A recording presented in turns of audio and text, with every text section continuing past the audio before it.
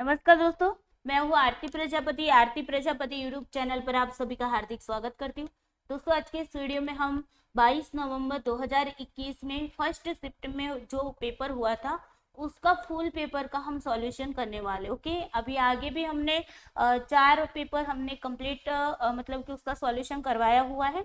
ये आपका 5वां पेपर है। ओके, तो बने रहिए वीडियो के साथ। वीडियो को सबसे पहले लाइक कर दीजिए, अपने दोस्तों के साथ शेयर करना नहीं भूलना है। एंड इस चैनल को अगर आपने अभी तक सब्सक्राइब नहीं किया तो प्लीज सब्सक्राइब कर रखिए, ताकि सारे के सारे वीडियो की नोटिफिकेशन आप लोगों को टाइम टू टाइम मिलती रहे। ओके, तो चलिए चलते हैं। ओके, छोटी सी इन्फॉर्मेशन है। अगर आप नेट पेपर 1 की प्रिपरेशन कर रहे हैं तो हमारे यूट्यूब चैनल का नाम है आरती प्रजापति। आप वहां पर सब्सक्राइब करके अपनी प्रिपरेशन को बेहतर बना सकते हो। ओके, और जी सेट वाले बच्चे कोई हैं तो यहाँ पर गुजराती मीडियम के अंदर 70% सिलेबस यहाँ पर कवर करवाया हुआ पड़ा है, तो आप लोग उन वीडियो को देख सकते हैं। ओके, पीएचडी एंट्रेंस एग्जाम की प्रिपरेशन कर रहे हैं या फिर रिसर्च प्रपोजल कैसे बनाई जाती है, किस तरह टाइप के क्वेश्चन इंटरव्यू में पूछे जाते हैं, उन सारी बातों की यहाँ पर हमारे पास प्लेलिस्ट के अंदर वीडियो मिल जाएगी। ओके, अगर कोई बच्चा साइकोलॉजी से है तो वो बच्चा स्टडी ऑफ साइकोलॉजी नाम की हमारी यूट्यूब चैनल है, वहीं से जुड़कर अपनी प्रिपरेशन को कर सकते हैं। ओके, तो चलिए दोस्तों, आई होप आप लोग रेडी हो गए। अब की बार नेट जेआरएफ पार। ओके, जिन बच्चों का नेट हो चुका है, जेआरएफ का सपना है, उनके लिए अलग से लाइन है, अब की बार जेआरएफ पार। ओके, और मेरी ओर से स्पेशल एक लाइन है, दम लगा के हंसा। ओके, चलिए रेडी हो सभी बच्चे? बता दो लाइव चैट में जो भी बच्चे जुड़े हैं फटाफट से ढेर सारे थम्स अप दे दीजिए, ताकि मुझे पता चले कि आप सब लोग रेडी हो। ओके, चलिए रेडी है सभी बच्चे? बताओ यस या नो। ओके, तो चलिए शुरू करते हैं और अपनी काउंटिंग भी करते रहो। पता नहीं क्यों अपने मार्क्स नहीं कह रहे अब आप लोग, है ना। चलिए रेडी स्टडी गो।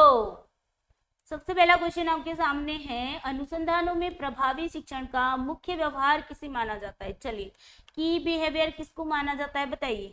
की बिहेवियर की बात हो रही है। ओके, चलिए बताइए की बिहेवियर किसको कहेंगे। की बिहेवियर में हमने आपको ट्रिक के साथ समझाया हुआ है। ओके, चलिए बताइए, सभी बच्चे बताएंगे की बिहेवियर की बात है।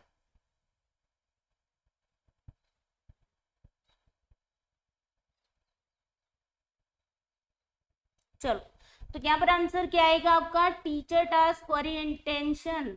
याद आया? लाइट्स, है ना, काफी बार सिखा है लाइट्स। लेसन क्लियरिटी इंस्ट्रक्शन वाला, teacher task orientation, okay, engagement and student success rate. Clear? तो यहाँ पर क्या आएगा भाई? Third is the correct answer. फिर हमने ये आपके की बिहेवियर हो गए भाई, ये क्या हो गया आपका? की बिहेवियर। और हेल्पिंग बिहेवियर में क्या आएगा बताइए? हेल्पिंग में फटाफट से आंसर करना है, आज मैं तेज दौड़ने वाली। ओके, हेल्पिंग बिहेवियर में क्या आएगा बताओ? Yes, use. क्या था भाई? Use Q P.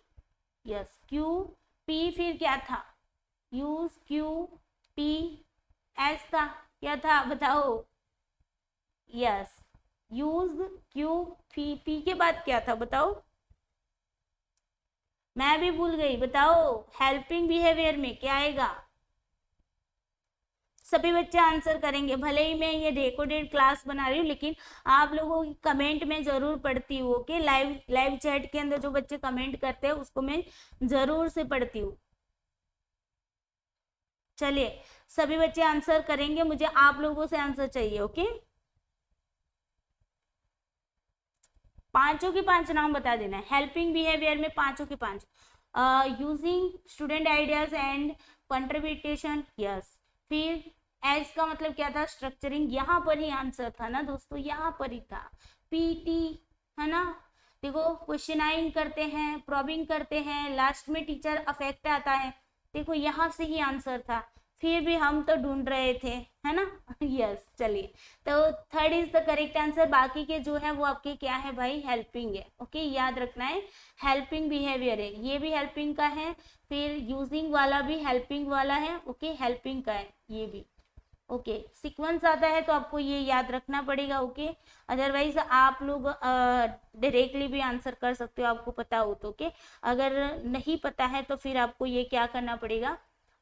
यहाँ से आपको ट्रिक याद रखनी पड़ेगी। ओके, एस का मतलब क्या होता है? स्ट्रक्चरिंग। पहले आता है यूजिंग वाला, दूसरा आता है स्ट्रक्चरिंग वाला, तीसरा आता है आपका क्वेश्चन आए, फिर हम प्रॉबिंग करते हैं, पूछताछ करते हैं, है ना, और लास्ट में आपका आता है teacher affected 5 number. Okay, clear. चलिए नेक्स्ट क्वेश्चन की ओर चलते हैं। क्वेश्चन नंबर 2 कह रहा है निम्नांकित सूची से अप्रत्यक्ष शिक्षण कार्यनीतियों को चिन्हित कीजिए। जो इनडायरेक्ट टीचिंग होता है, ओके, इनडायरेक्ट टीचिंग स्ट्रेटेजी को यहाँ पर बताना है। ध्यानाकर्षण, अभिगमकर्ता, ओके, यहाँ पर ग है, अभिगमकर्ता को उद्देश्य की संसूचना और प्रोत्साहन सामग्री प्रस्तुत करना। बी है उदाहरणों और गैर उदाहरणों के माध्यम से अवधारणा निर्माण करना। सुस्पष्टीकरण, सुदाहरण प्रतिपादन और अभ्यास। युग्मन सम्मिलन तकनीक के साथ समस्या आधारित प्रस्तुति। विद्यार्थियों को उनके अपने अनुभवों से संदर्भ लेने के लिए प्रोत्साहित करना। क्या आएगा बताइए इसका आंसर, फटाफट आंसर करिए। आपको इनडायरेक्ट टीचिंग के बारे में बताना है। क्या बताना है? इनडायरेक्ट टीचिंग के बारे में बताइए। सभी बच्चा आंसर फटाफट करेंगे, वीडियो को लाइक शेयर जरूर कर देना। ओके, चलिए। ओके, तो करेक्ट आंसर है आपका पहला वाला, मतलब कि बी जो है, मतलब कि उदाहरण गैर उदाहरण के माध्यम से हम अवधारणा का निर्माण करते हैं। इनडायरेक्टली हम कॉन्सेप्ट को क्लियर कर रहे हैं, है ना, कॉन्सेप्ट को समझा रहे हैं, एग्जाम्पल दे रहे हैं ना, वो इनडायरेक्टली तो दे रहे हैं भाई, है ना। फिर दूसरा आता है आपका युग्मन सम्मिलित, मतलब कि जो पैर सैर जो टेक्निक होती है ना, पैर में, ओके, तो उसके माध्यम से हम क्या करते हैं? समस्या आधारित प्रस्तुति करते हैं। ओके, पैर के साथ बताते हैं, कंपेयर करके, है ना, प्रेजेंट करते हैं प्रॉब्लम, प्रेजेंटेशन। ओके, उसके बाद आता है ई, विद्यार्थियों को उनके अपने अनुभवों से संदर्भ लेने के लिए हम क्या करते हैं? प्रोत्साहित करते हैं उनको। ओके, कि भाई ये रेफरेंस ले लो, रेफरेंस लेने के लिए हम उसको प्रोत्साहित करते हैं। ओके, अपने एक्सपीरियंस से रेफरेंस लेकर, तो वो भी इनडायरेक्ट हो गया। ओके, तो B D E is the correct answer. चलिए क्वेश्चन नंबर 3 लगाओ। यहाँ पर 25 लिखा है, लेकिन क्वेश्चन नंबर 3 है आपका। चलो जोड़ मिलाना है यहाँ पर। ओके, और यहाँ पर देखो ये आपका कॉन्सेप्ट है, ये इसके फीचर्स है। चलिए, इंस्ट्रक्शन किसको कहेंगे, ट्रेनिंग किसको कहेंगे, अनुबंधन किसको कहेंगे, कंडीशनिंग। ओके, और इंडोक्ट्रिनेशन, ओके, मतारोपण किसको कहेंगे बताइए। आंसर करिए सभी बच्चे इसका। चलिए फटाफट से आंसर करना है सभी बच्चों को। यस, क्या आएगा आंसर? फटाफट करो आंसर। आज मैं मतलब बहुत ज्यादा तेज दौड़ूंगी, बिकॉज 2-2 घंटे क्लास लग जाती है ना, इसी वजह से 40 क्वेश्चन में 2 घंटे लग जाते हैं। चलिए ओके, तो यहाँ पर आपका आंसर क्या आएगा? पहले में जाएगा आपका इंस्ट्रक्शन। तो देखो, विद्यार्थियों और शिक्षक के बीच विचारों का सक्रिय आदान प्रदान होता है इंस्ट्रक्शन के अंदर। ओके, बी में ट्रेनिंग, ट्रेनिंग किसको कहेंगे भाई? ट्रेनिंग किसको कहेंगे? शिक्षक द्वारा संचालित अनुशासित अभ्यास, है ना, डिसिप्लिन ट्रेनिंग दी है ना आपको। ओके, उसके बाद क्या आता है? सी, अनुबंधन किसको कहेंगे? शिक्षक से विद्यार्थियों को विचारों की सहचारी प्रस्तुति, सहचारी, एसोसिएटिव, एसोसिएटिव कंडीशनिंग हो जाती है। ओके, एसोसिएशन जो आता है आपका, मतलब कि एसोसिएटिव की बात जहां पर भी आ जाएगी, कंडीशनिंग आ जाएगी। ओके, और मतारोपण के अंदर विद्यार्थियों पर शिक्षक के विचारों का क्या होता है? एक तरफा आरोपण, आरोपण से मतारोपण याद रख लो। क्लियर? तो यहाँ पर 3rd is the correct answer. चलिए नेक्स्ट क्वेश्चन लगाओ, क्वेश्चन नंबर 4। क्वेश्चन नंबर 4 कह रहा है, 2 स्टेटमेंट दिए हैं। स्टेटमेंट 1 कह रहा है कंप्यूटर आधारित परीक्षण की आकलन प्रक्रियाओं में वस्तुनिष्ठता को बढ़ावा मिलता है। वस्तुनिष्ठता मतलब कि ऑब्जेक्टिविटी, ऑब्जेक्टिविटी मतलब क्या होता है? किसी भी प्रकार का पक्षपात, पूर्वाग्रह नहीं होता है ना। तो कंप्यूटर बेस्ड जो भी टेस्टिंग लिया जाता है, ओके, तो सीबीटी मोड पे जो एग्जाम ली जाती है, जैसे कि हमारी यूजीसी नेट की ली जाती है ना, तो वहां पर मतलब कि वस्तुनिष्ठता को बढ़ावा मिलता है, मतलब कि ऑब्जेक्टिविटी को बढ़ावा मिलता है, मतलब कि यहाँ पर पक्षपात नहीं होता है, ये बात है यहाँ पर। ओके, स्टेटमेंट 2 कह रहा है भारत में उच्च शिक्षा में विकल्प आधारित क्रेडिट प्रणाली एक नई व्यवस्था है। चलो, चॉइस बेस्ड क्रेडिट सिस्टम जो है वो एक नई व्यवस्था है भारत के अंदर हायर एजुकेशन में। बताइए आंसर इसका करिए, सभी बच्चे आंसर करेंगे इसका।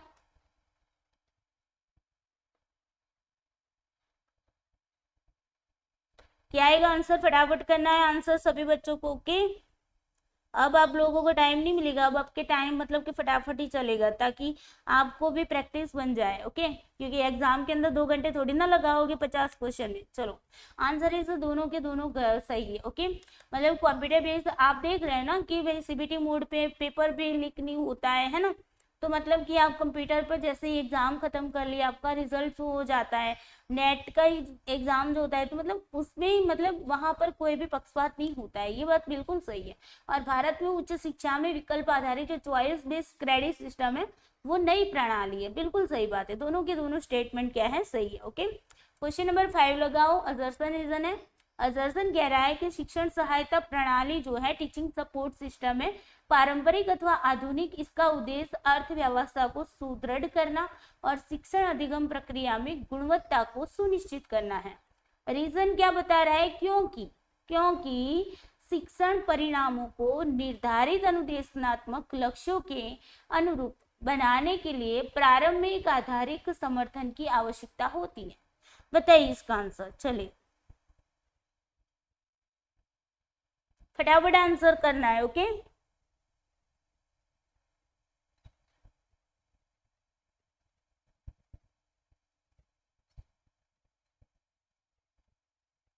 तो यहाँ पर आंसर क्या आएगा आपका, दोनों के दोनों सही है और जो रीजन है वो असर्सन का एक्सप्लेनेशन भी कर रहा है। ओके, चलिए नेक्स्ट क्वेश्चन देखो। क्वेश्चन नंबर 6 है, आश्रित चर में सहवर्ती परिवर्तनों के आशय से किस अनुसंधान प्रणाली में स्वतंत्र चर में हेरफेर किया जाता है, बता दीजिए भाई। चलिए, इंडिपेंडेंट वेरिएबल के अंदर मैनिपुलेट कब किया जाता है, कौन सी प्रणाली में किया जाता है, ex post facto method, case study method, descriptive survey method या फिर एक्सपेरिमेंटल मेथड, बताइए। चलिए आंसर करिए, सभी बच्चे आंसर करेंगे इसका, फटाफट आंसर करना है। चलिए, तो आंसर क्या आएगा आपका यहाँ पर, experimental method is the correct answer. देखो, एक्सपेरिमेंटल मेथड जो है ना उसके अंदर प्रयोग के अंदर हम क्या करते हैं, जो भी इंडिपेंडेंट वेरिएबल है उसको ज्यादा कम करके ओके या मीडियम लेवल पे लाके भी उसको चेक कर रहे हैं कि कितनी इफेक्ट हो रही है, डिपेंडेंट वेरिएबल पर क्या इफेक्ट हो रही है। ओके, एक्सपोस्ट फैक्टो में तो हम वेरिएबल में इंडिपेंडेंट वेरिएबल को मैनिपुलेट कर ही नहीं पाते, केस स्टडी मेथड के अंदर भी नहीं, क्योंकि ये तो क्वालिटेटिव रिसर्च है ना। और डिस्क्रिप्टिव सर्वे मेथड जो है वो आपका क्वांटिटेटिव है, लेकिन सर्वे के बाद हमारे पास रिजल्ट आता है, तो ये भी एक तरह का एक्सपोस्ट फैक्टो की तरह ही होता है। सर्वे करने के बाद हमारे पास रिजल्ट आता है, तो उसमें हम कोई भी मतलब वेरिएबल के अंदर इंडिपेंडेंट वेरिएबल में हेरफेर नहीं करते हैं। क्लियर, तो यहाँ पर fourth is the correct answer. चलिए क्वेश्चन नंबर 7 करिए। क्वेश्चन नंबर 7 कह रहा है कि अनुसंधान के इंद्रियानुभविक आगमनात्मक प्रतिमान। देखो, कल जो करवाया था उसके अंदर हमने क्या पढ़ा था, उसके अंदर हमने हाइपोथेटिको डिडक्टिव पैराडिग्म की बात हो रही थी। अब यहाँ पर देखो इंपिरिको इंडक्टिव पैराडिग्म की बात हो रही है। देखो कल वाले नहीं परसों वाले पेपर में था हाइपोथेटिको डिडक्टिव की बात, यहाँ पर इंपिरिको इंडक्टिव की बात है। वहीं पर मैंने समझाया था कि इंपिरिको डिडक्टिव क्या होता है, इंपिरिको इंडक्टिव क्या होता है, हाइपोथेटिको डिडक्टिव क्या होता है। ओके, तो यहाँ पर उसकी कैरेक्टरिस्टिक्स को आपको पहचानना है। अगर दोनों को क्वालिटेटिव क्वांटिटेटिव समझ आ गया होगा तो ये आप अच्छे से आराम से कर पाओगे। ऑप्शन कह रहा है कि अनुसंधान का संबंध प्रक्रिया से न प्रक्रिया से है, न कि सिर्फ परिणामों अथवा उत्पादों से। ओके, यहाँ पर इंपिरिको इंडक्टिव पैराडिग्म होता है, प्रतिमान होता है, उसके अंदर प्रक्रिया से मतलब कि संबंध होता है, ना कि उसको जो रिजल्ट मिलता है मतलब कि जो आउटकम्स मिलता है उससे जो प्रोडक्ट्स होता है ओके उससे नहीं है। क्लियर, प्रोसेस से होता है। तो उसके बाद देखो बी, प्रत्यक्षवादी दर्शन से समर्थित जो एकल उद्देश्यात्मक वास्तविकता की मान्यता पर आधारित, तार्किक प्रत्यक्षवादी दर्शन से समर्थित जो एकल उद्देश्यात्मक वास्तविकता की मान्यता पर आधारित है। तीसरा देख लो भाई, अनुसंधानकर्ता प्रतिभागी परिप्रेक्ष्य के प्रति आसन्न होता है। डी कह रहा है पूर्ण संदर्भ मुक्त सामान्यीकरण स्थापित करने का प्रयास करता है। चलिए बताइए, पहले तो ये समझो कि हाइपोथेटिको जो था, हाइपोथेटिको है ना, हाइपोथेटिको क्या था भाई, डिडक्टिव।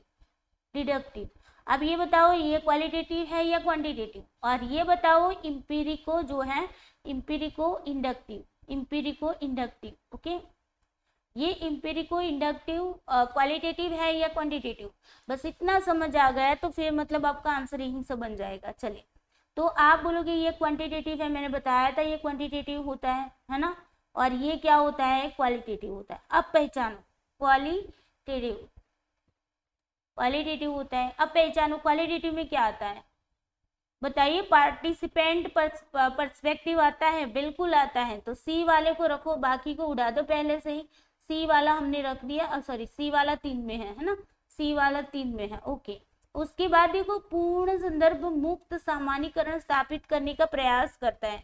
अब इसका मतलब क्या है, जनरलाइजेशन किया जाता है भाई, जनरलाइजेशन किया जाता है, नहीं किया जाता है क्वालिटेटिव में, क्योंकि वो उस सैंपल तक ही सीमित होता है। पूरी पॉपुलेशन के अंदर हम यूनिवर्सल कंटेक्स्ट की बात हो रही है, यूनिवर्सल कंटेक्स्ट में हम कहाँ पर करेंगे, हाइपोथेटिको डिडक्टिव में करेंगे। तो डी वाले को निकाल दो, डी वाला जो है निकल गया। अब आपके पास 2 ही ऑप्शन है, ए और बी में से चूज कर लो, पता चल जाएगा। ओके, यहाँ पर देखिए ए और बी की बात हो रही है, तो क्या आएगा, क्या बताओ, यहाँ पर ये प्रत्यक्षवादी है। अब मैंने क्या बताया था, क्वांटिटेटिव जो होता है ना, वो आपका पॉजिटिविस्टिक होता है। क्या होता है, पॉजिटिविस्टिक, ओके। पॉजिटिविस्ट बोलो या फिर पॉजिटिविस्टिक बोलो। और ये क्या होता है, पोस्ट पॉजिटिविस्टिक होता है। ये क्या होता है, पोस्ट पॉजिटिविस्टिक।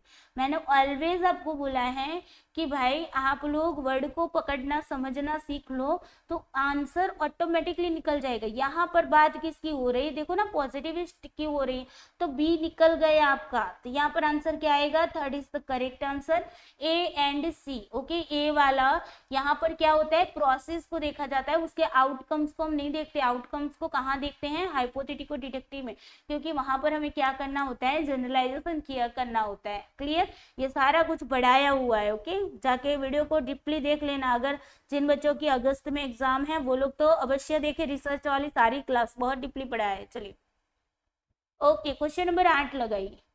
यहाँ पर आपकी है सैम्पलिंग के जो मेथड है, ओके, यानी कि सैम्पलिंग के टाइप्स है, ओके। ये देखिए, ये टाइप्स ऑफ सैम्पलिंग है ना, वो मैंने पढ़ाए हुए हैं आपको पुराने वीडियो के अंदर, ओके।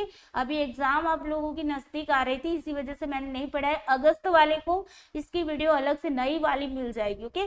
और जो बच्चे 9 तारीख को एग्जाम है जिनकी, तो उनको ये समझना है, तो प्लीज पुरानी जो प्लेलिस्ट है रिसर्च की, उसके अंदर एक एक मतलब कि उनको समझाया हुआ है, बहुत शॉर्ट वीडियो में आपको एक एक जो सैम्पलिंग है वो समझाया हुआ है, तो उसको आप लोग देख लेना, ओके। टाइप्स ऑफ सैम्पलिंग है ये, और ये उसके फीचर्स हैं। चलिए बताइए, सिंपल रैंडम सैम्पलिंग, फिर stratified random sampling, cluster sampling और स्नोबॉल सैम्पलिंग। अब इसको लगाओ, यहाँ पर फीचर कह रहा है कि प्रथम सदस्य का अन्य को चिन्हित करने हेतु सूचना प्रदाता के रूप में प्रयुक्त किया जाता है। यह प्रक्रिया इसी क्रम में चलती रहती है, ओके, चलती रहती है प्रक्रिया। अब आपको पता चलना चाहिए, यह प्रक्रिया इसी क्रम में चलती रहती है, यहीं से समझ लो ना, यहीं से आपका आंसर बन सकता है दोस्तों। क्या है भाई, यहीं से आंसर बनता है, अगर किसी को पता है तो क्रम में चलती रहती है, ओके। चलिए, ओके, उनकी व्यवस्था के आधार पर यथावत किया जाता है, ओके। इकाइयों का चयन जो है उनकी व्यवस्था के आधार पर यथावत किया जाता है, ओके। उसकी सेटिंग्स के बेस पर हम उसको चूज करते हैं। क्लियर, अब आगे देखो, इकाइयों का चयन परिभाषित समूह स्तरों से यादृच्छिक रूप में किया जाता है। अरे भाई, यहाँ पर ही आंसर है, समूह स्तर की बात हो रही, ग्रुप्स लेवल की बात हो रही, कहाँ पर आएगा, ये वर्ड को पकड़ लो, आपका आंसर ऑटोमेटिकली, किसी एक को पकड़ोगे ना तो अभी पूरा आंसर बन जाएगा। इकाइयों का चयन प्रत्येक को समान स्वतंत्र अवसर देकर किया जाता है, इक्वल एंड इंडिपेंडेंट चांस। चलिए, क्या बात है, कितना इजी। ए में जाएगा आपका 4 नंबर, कैसे जाएगा, सिंपल रैंडम सैम्पलिंग। रैंडम का मतलब यहाँ पर सिंपल रैंडम सैम्पलिंग के अंदर क्या देखा जाता है, इक्वल, वैसे सभी में होता है, इक्वल और इंडिपेंडेंट जो होता है वो सभी में होते हैं। जो जितने भी आपकी प्रोबेबिलिटी सैम्पलिंग है ना, ये वाला आपका प्रोबेबिलिटी सैम्पलिंग है, ये वाला आपका प्रोबेबिलिटी सैम्पलिंग, ये वाला आपका प्रोबेबिलिटी है, और ये वाला आपका नॉन प्रोबेबिलिटी सैम्पलिंग है, ओके। तो प्रोबेबिलिटी के अंदर एक जो भी हम सैंपल को चूज करते हैं उनकी चुने जाने की संभावना जो होती है वो समान होती है, बराबर होती है, वो स्वतंत्र अवसर दिया जाता है उनको। क्लियर। तो यहाँ पर ये सिंपल रैंडम सैम्पलिंग है ना, वो मतलब कि बेसिक जो प्रोबेबिलिटी सैम्पलिंग बोलते हैं ना, उसी को हम बोल देते हैं यहाँ पर random sampling, simple random sampling. Okay, जो बोलते हैं ना जो सबसे मेन होता है और उसी की सारी चीजें सभी में कॉमन हो जाती है, ये वाली बात। ओके, स्ट्रेटिफाइड है और क्लस्टर है। देखो पहले में फोर्थ नंबर कहाँ पर आप बोलोगे, सेकंड में है। Yes, second is the correct answer हो गया आपका। बी में जाएगा, तीसरा जाएगा। ओके, बी में क्या जाएगा आपका, तीसरा वाला स्ट्रेटिफाइड सैम्पलिंग, स्ट्रेटिफाइड। ओके, उसके बाद है cluster sampling. Okay, cluster sampling में क्या होगा, इकाइयों का चयन उनकी व्यवस्था के आधार पर हम करते हैं। ओके, यहाँ पर समूह स्तरों से यादृच्छिक रूप से वहां पर किया जाता है, जो भी हम मतलब इकाइयों को, यहाँ पर स्तरों में से यादृच्छिक रूप से हम इकाइयों का चयन करते हैं। पूरे के पूरे समूह को लेने की बात नहीं की गई है ना, उनमें से इकाइयों को लेते हैं। ओके, समूह में से इकाइयों को लेते हैं। ओके, मतलब मैंने फीमेल और मेल लिए, इस तरीके से स्तर बनाए जाते हैं। यहाँ पर स्ट्रेटिफाइड का मतलब स्तरीकृत, यहाँ पर ही दिया है ना स्तरीकृत, तो स्तरों से हम लेते हैं, अलग अलग स्तरों से यहाँ पर से लेते हैं, समझ आया ना। तो बी में जाएगा आपका 3 नंबर। सी में क्या है, क्लस्टर। क्लस्टर में क्या होता है कि हम अपनी उनकी व्यवस्था के आधार पर, जैसे कि मान लो कि मैं किसी कल्चर का मतलब कि स्टडी करना चाहती हूँ, पहाड़ी एरिया में रहते हैं, तो यहाँ पर कोई समूह रहता होगा, यहाँ पर रहता होगा, यहाँ पर। ओके, एरिया वाइज व्यवस्था के रूप में हम इसको चूज करते हैं। क्लियर। फिर स्नोबॉल चलती रहती है। LIC वाले होते हैं ना एजेंट, क्या करते हैं, अपने एजेंटों को बनाते ही रहते हैं, बनाते रहते हैं ना, ये वाली बात है, चैन सिस्टम जिनको बोलते हैं। ओके, चैन जो होती है ना वो आगे बढ़ती ही जाती है, स्नोबॉल है ना, हिम गैंग जिनको बोलते हैं। यस, तो यहाँ पर डी में जाएगा आपका 1 नंबर। क्लियर, तो second is the correct answer. चलिए क्वेश्चन नंबर 9 लगाइए। स्टेटमेंट 2 स्टेटमेंट दिया है, स्टेटमेंट 1 कह रहा है अभ्यासकर्ता उद्देशित अनुसंधान का उपयोग प्रधानतः प्रदत्त परिस्थिति में संवर्धन हेतु करता है। यहाँ पर क्या बताया जा रहा है कि भाई जो एक्शन रिसर्च होता है ना, वो एक्शन रिसर्च जो भी अभ्यास करता होता है, प्रैक्टिशनर होता है, वो किस लिए क्या करता है कि जो भी सिचुएशन है ना, उस सिचुएशन को इम्प्रूव करने के लिए। लो जी, आपको अपना आंसर यहीं से मिल जा रहा है। स्टेटमेंट 2 कह रहा है कि जो अप्लाइड रिसर्च है, व्यवहार रिसर्च है। ओके, व्यवहार अनुसंधान है, तो व्यवहार अनुसंधान पूर्व स्थापित सिद्धांतों की प्रयोज्यता के उद्देश्य के अन्वेषण की ओर ले जाता है। भाई यहाँ से आंसर बन जाता है स्टैब्लिश प्रिंसिपल। जो है प्रिंसिपल्स मतलब कोई भी सिद्धांत बोलो, थियरी बोलो, है ना, जिनको पहले से ही स्थापित किया गया है, उसका उपयोग करके हम खोज करते हैं। भाई अप्लाइड रिसर्च कितनी बार मैंने पढ़ाया भी है इसको ट्रिक के साथ। चलिए आंसर करिए, क्या आएगा आंसर।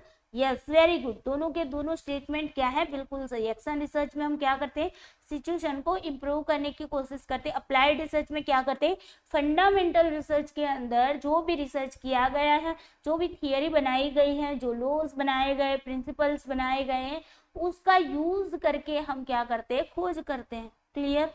यस, चलिए क्वेश्चन नंबर 10 लगाओ। क्वेश्चन नंबर 10 कह रहा है अजर्सन रीजन आ गया। अजर्सन कह रहा है शोध प्रबंध में एक विहित प्रारूप एवं संदर्भीकरण की प्रक्रिया का अनुपालन करना पड़ता है। जो भी रिसर्च हम क्या रिसर्च थीसिस लिखते हैं, तो वहां पर हमें उसका जो भी फॉर्मेट और स्टाइल होता है रेफरेंस का, उसको क्या करना पड़ता है, उसको फॉलो करना पड़ता है। ओके, जो भी रेफरेंस लिखते हैं ना, उसका फॉर्मेट और उसका स्टाइल जो है उसको फॉलो करना पड़ता है। जैसे कि आप लोगों ने सुना होगा APA स्टाइल में लिखिए। मोस्टली अभी जो भी रिसर्चर होते हैं उनको यही क्या कहा जाता है कि भाई APA स्टाइल में लिखिए। वैसे तो MLA स्टाइल भी आती है। ओके, लेकिन मोस्टली यूज कौन सी होती है, APA स्टाइल। APA का फुल फॉर्म आप लोगों को पता है, अमेरिकन साइकोलॉजिकल एसोसिएशन। ओके, उसी स्टाइल में हम क्या करते हैं, इसको लिखते हैं। ओके, तो फॉर्मेट एंड स्टाइल जो होती है रेफरेंसिंग की, ये मतलब कि उसका अनुपालन करना पड़ता है। ये अभिकथन कह रहा है, असर्शन कह रहा है। क्यों करना पड़ता है, क्योंकि इस प्रक्रिया से अनुसंधान में आचार नीति का अनुपालन सुनिश्चित हो जाता है।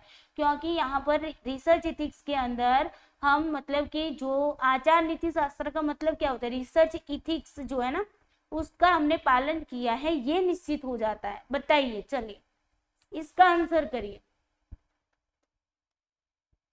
सभी बच्चे इसका आंसर करेंगे।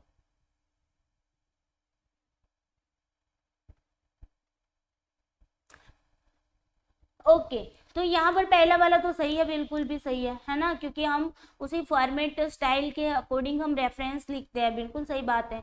लेकिन रीजन जो है ना वो गलत है, वो क्यों हमने रेफरेंसिंग उसी फॉर्मेट और स्टाइल में लिखते हैं, इससे थोड़ी ना पता चलता है कि हमने रिसर्च इथिक्स का पालन किया है। हमने मान लो कि हाइपोथेसिस को टेस्ट करते वक्त ही रिसर्च इथिक्स में हमने गड़बड़ी कर दी, क्योंकि सबसे ज्यादा इफेक्ट कहाँ पर होती है, डाटा को एनालिसिस करने के लिए, और डाटा को कलेक्ट करते हैं उस टाइम पर आपका रिसर्च इथिक्स का भंग होना, मतलब कि उसका अनुपालन हम सुनिश्चित तरीके से नहीं करते हैं, ये तय होता है। तो रेफरेंसिंग से हमें ये नहीं पता चल सकता कि रिसर्च इथिक्स का हमने पालन किया ही किया है, क्योंकि डाटा एनालिसिस के टाइम पे आपने डाटा को इधर उधर कर दिया हो, डाटा कलेक्ट किया उस टाइम पर आपने डाटा को इधर उधर किया हो, है ना, तो हो सकता है ना वहीं पर। तो वहां पर तो रेफरेंसिंग में तो हमें पता नहीं चलेगा, कोई थोड़ी ना बताएगा रेफरेंसिंग के अंदर कि मैंने ये काम किया है ना, इसी वजह से रीजन जो है वो आपका गलत है और असर्शन है वो सही है। ओके, तो third is the correct answer, yes.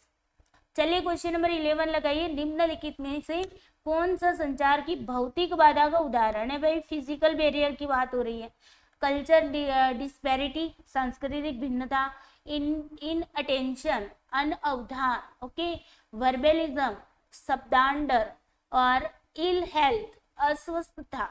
बताइए इसका आंसर। सभी बच्चे आंसर करेंगे, फटाफट आंसर करेंगे। ओके,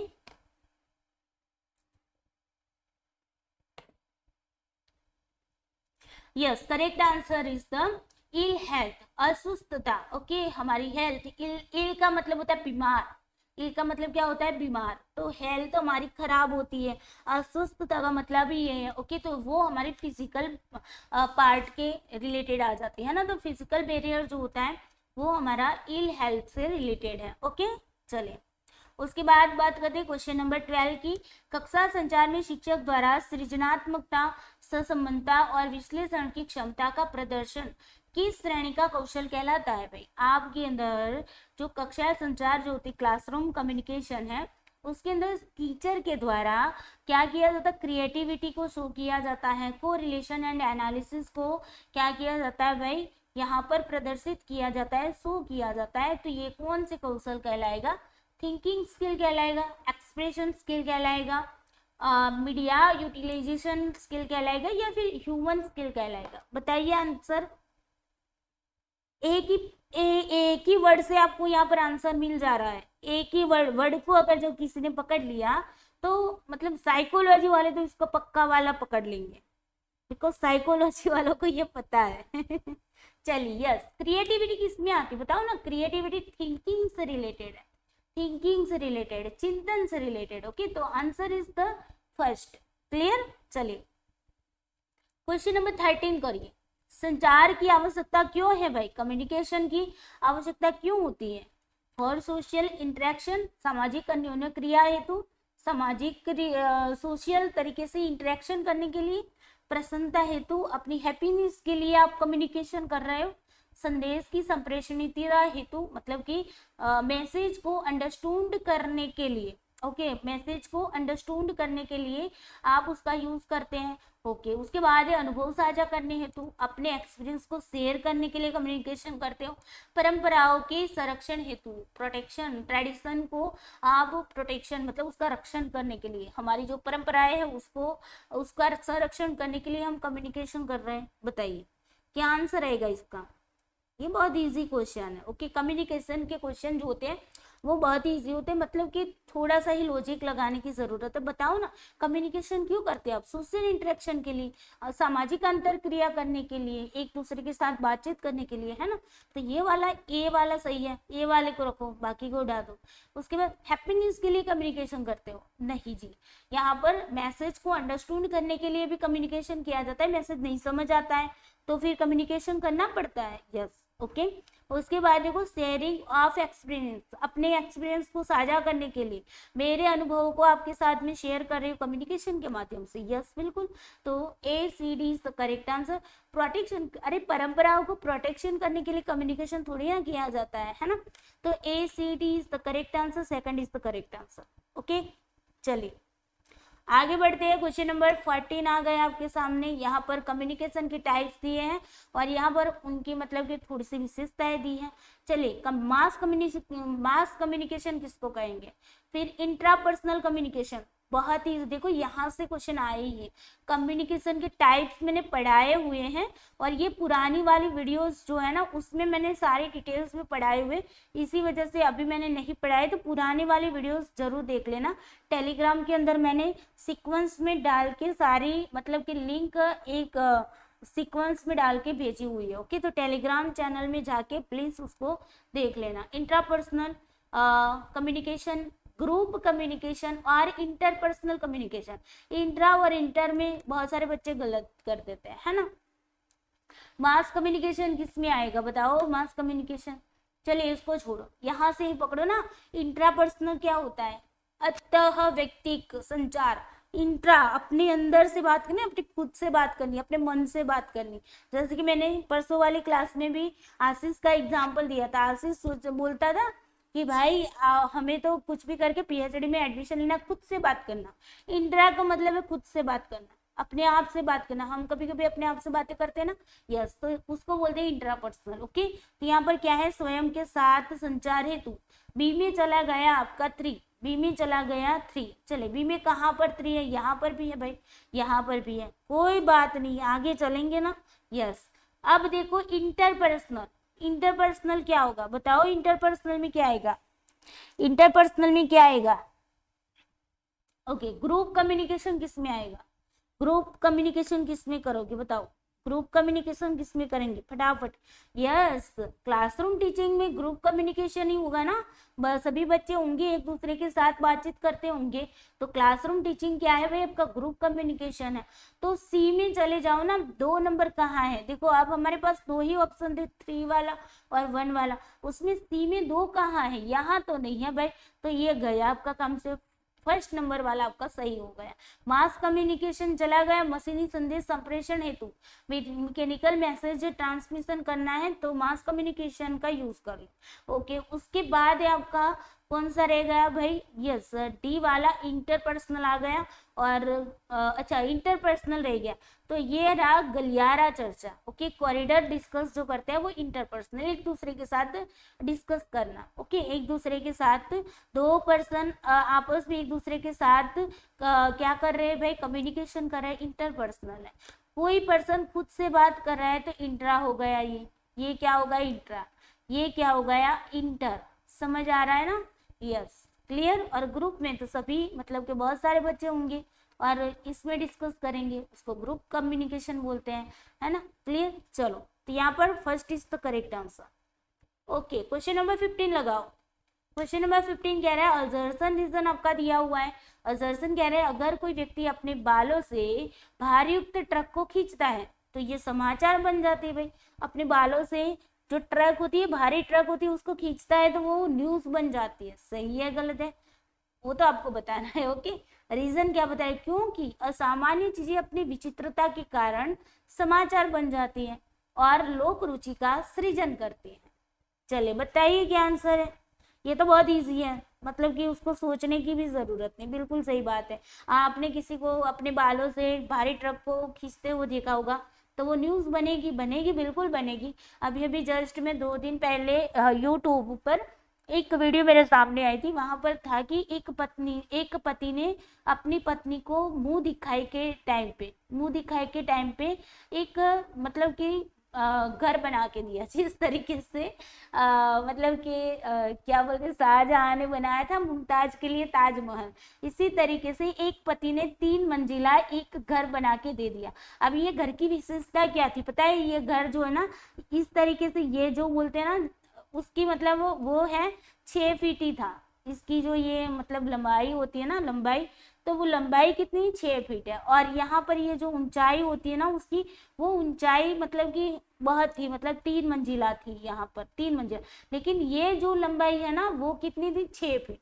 मतलब एक ही पर्सन एक एक बार में अंदर जाना है तो एक ही पर्सन जाएगा। ओके, तो इस तरीके से बनाया था। और इसकी जो इस तरीके की लंबाई थी वो तो बहुत ज्यादा थी, मतलब कि एक यहाँ पर कमरा था, एक यहाँ पर छोटा सा किचन था और यहाँ पर एक छोटा सा स्टडी रूम था। ओके, इस तरीके का ये बनाया हुआ था। तो वो मतलब कि न्यूज चैनल वालों ने उनको न्यूज में ले लिया और वीडियो में डाल दिया था कि ऐसे भी मतलब पति होते हैं जो अपनी पत्नी को मतलब ऐसा तोहफा देते हैं। और बहुत मजेदार बात थी कि मतलब छोटी सी जगह में भी इतने 3 मंजिला घर बना के दिया था। ओके, तो ये न्यूज बन गए बिल्कुल, और ये विचित्रता वाली बात है ना।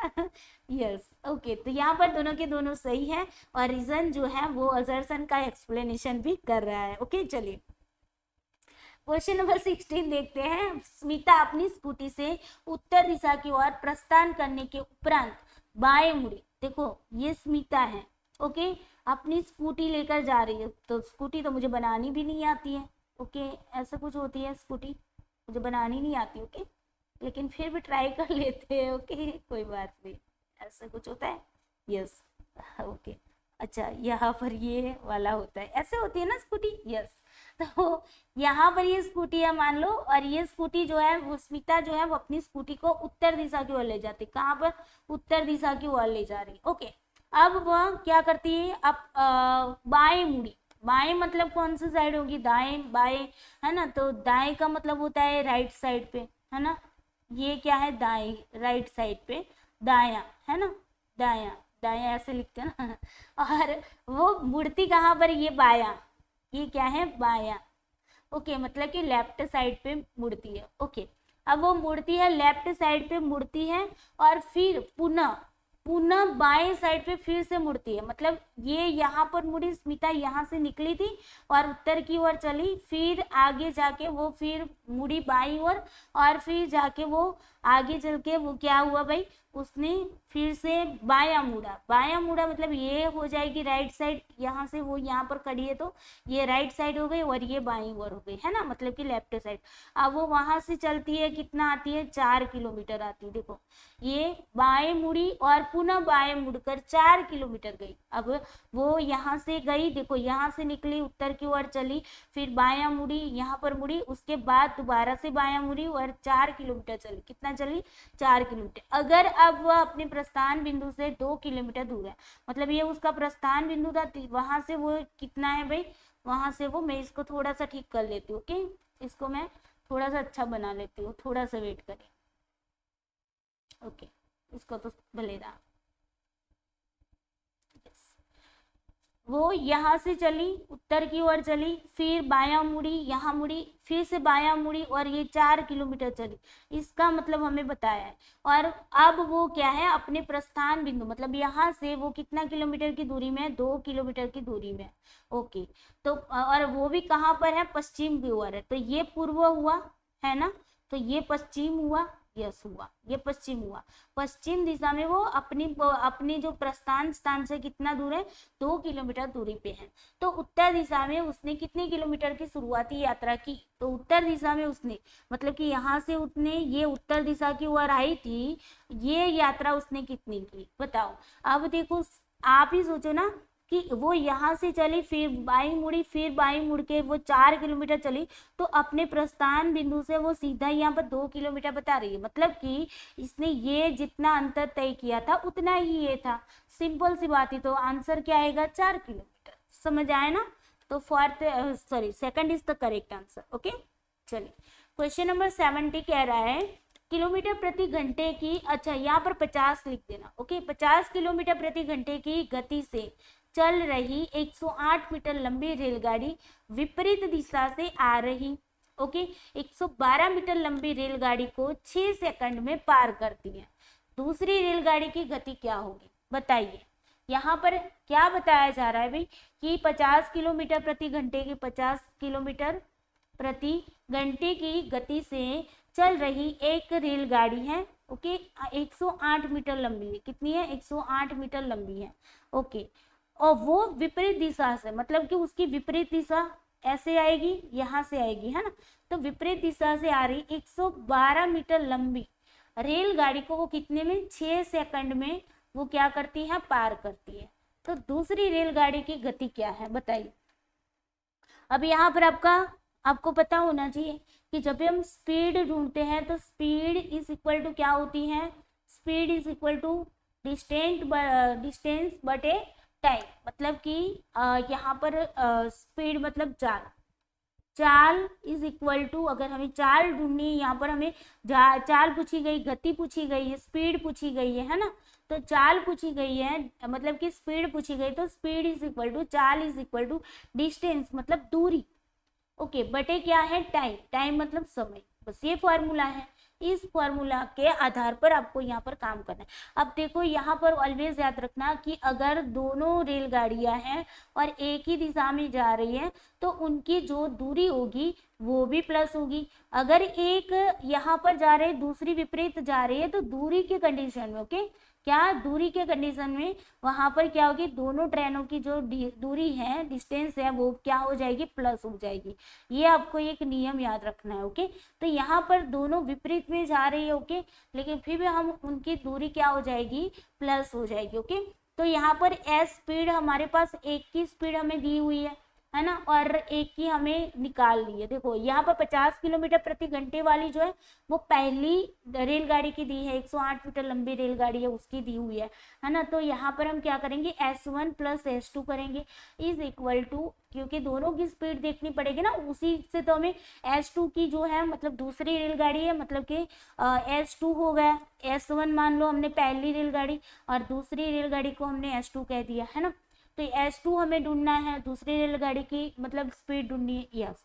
अब डिस्टेंस दोनों का प्लस होगा, तो 108 मीटर और 112 मीटर डिस्टेंस है, ओके। तो यहाँ पर कितना आएगा, 108 plus 112, okay, divided by time.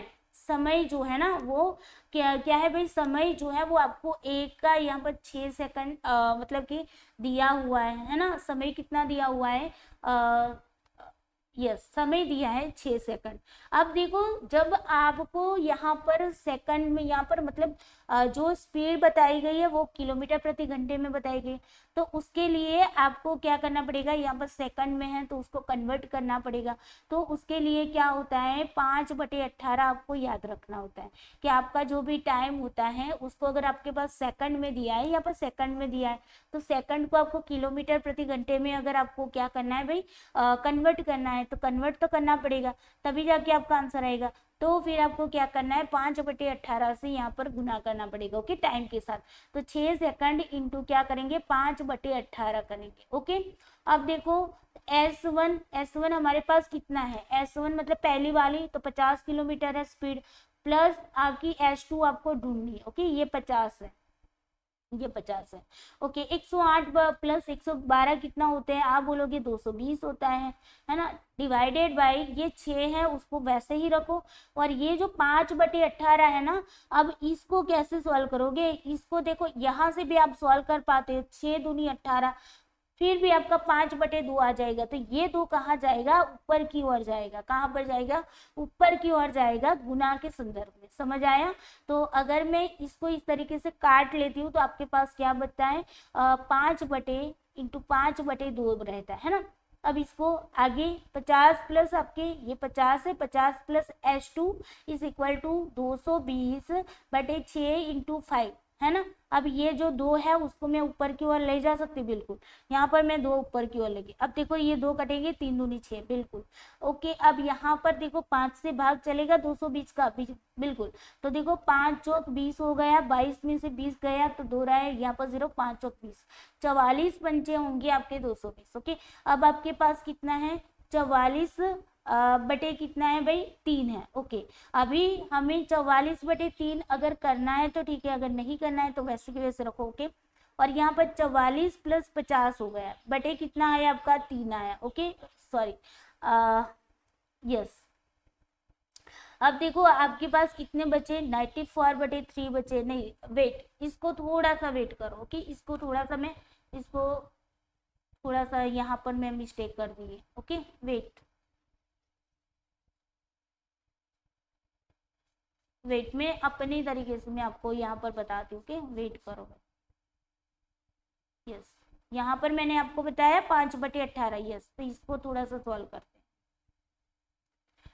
5/18 है ना, तो ये 18 ऊपर की ओर चले जाएगा। ओके, तो यहाँ पर S1 जो है 50 plus S2 is equal to 220, और यहाँ पर आपका क्या है भाई, यहाँ पर 220/6, ओके, इंटू आपका क्या होगा यहाँ पर 5, और इंटू यहाँ पर 18 ला देते। ओके, 6 दूनी 18 हो गए, 5 चौक 20 हो गया, 5 चौक 20 हो गया, बस यहीं से इसी तरीके से। ओके, तो यहाँ पर 2 आया आपके पास, यस। ओके, हमने थोड़ी सी गलती की क्योंकि हमने 6 दूनी 18 तो कर दिया था, तो फिर हमें ऊपर 2 ही लाना था, है ना, इसी वजह से। ओके, तो हमने यहाँ पर 3 क्यों लाया था, वो हमारी प्रॉब्लम थी, इसी वजह से। ओके, चलो कोई बात नहीं, होता है।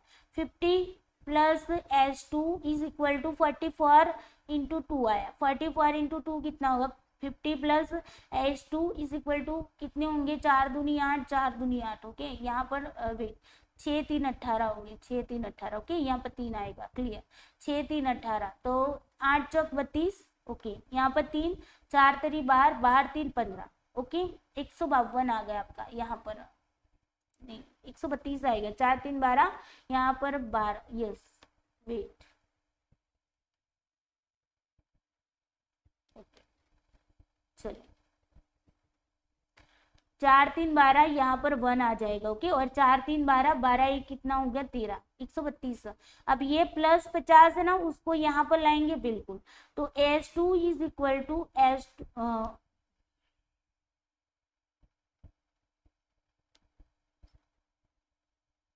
Okay, S2 is equal to क्या हो गई, 132। यहाँ पर ये प्लस के संदर्भ में है, तो यहाँ पर आ जाएगा तो माइनस हो जाएगा, -50। S2 इज इक्वल टू कितना आया, 82।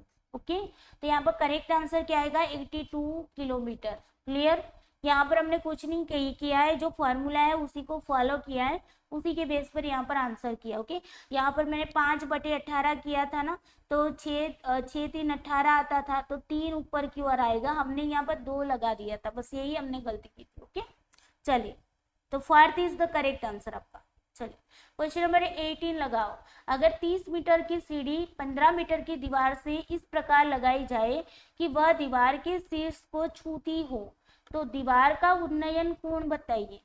अब यहाँ पर क्या बताया जा रहा है, 30 मीटर की सीढ़ी है, ये सीढ़ी ऐसे ही होती है ना। अच्छा, 15 मीटर की क्या है भाई, दीवार है, ये 30 मीटर की क्या है भाई, 30 मीटर की सीढ़ी है, और दीवार कितनी है, 15 मीटर की, कितनी है, 15 मीटर की। ओके, 15 मीटर की ये दीवार है, और उसको इस तरीके से लगाया जाता है कि वो अपने मतलब कि शीर्ष को, दीवार के जो शीर्ष है ना, इसको छूती है। ओके, तो आपको दीवार का उन्नयन कोण ढूंढना है। उन्नयन कोण यहाँ पर क्या आएगा, दीवार का ढूंढना है ना, ये दीवार का ढूंढना है, तो दीवार का उन्नयन कोण ये वाला बनेगा, क्या होगा, ये वाला आपका ढूंढना है। ओके, तो हमने यहाँ पर A B और C ऐसे लगा लिया, या तो फिर हम क्या करेंगे, AB, यस, AB C इसी तरीके से लगाएंगे। ओके, ये हमने यहाँ से स्टार्ट किया। ओके, तो ABC इस तरीके से। अब ये क्वेश्चन जो है ना, वो आपका साइन थीटा से रिलेटेड है। क्या है, साइन थीटा से।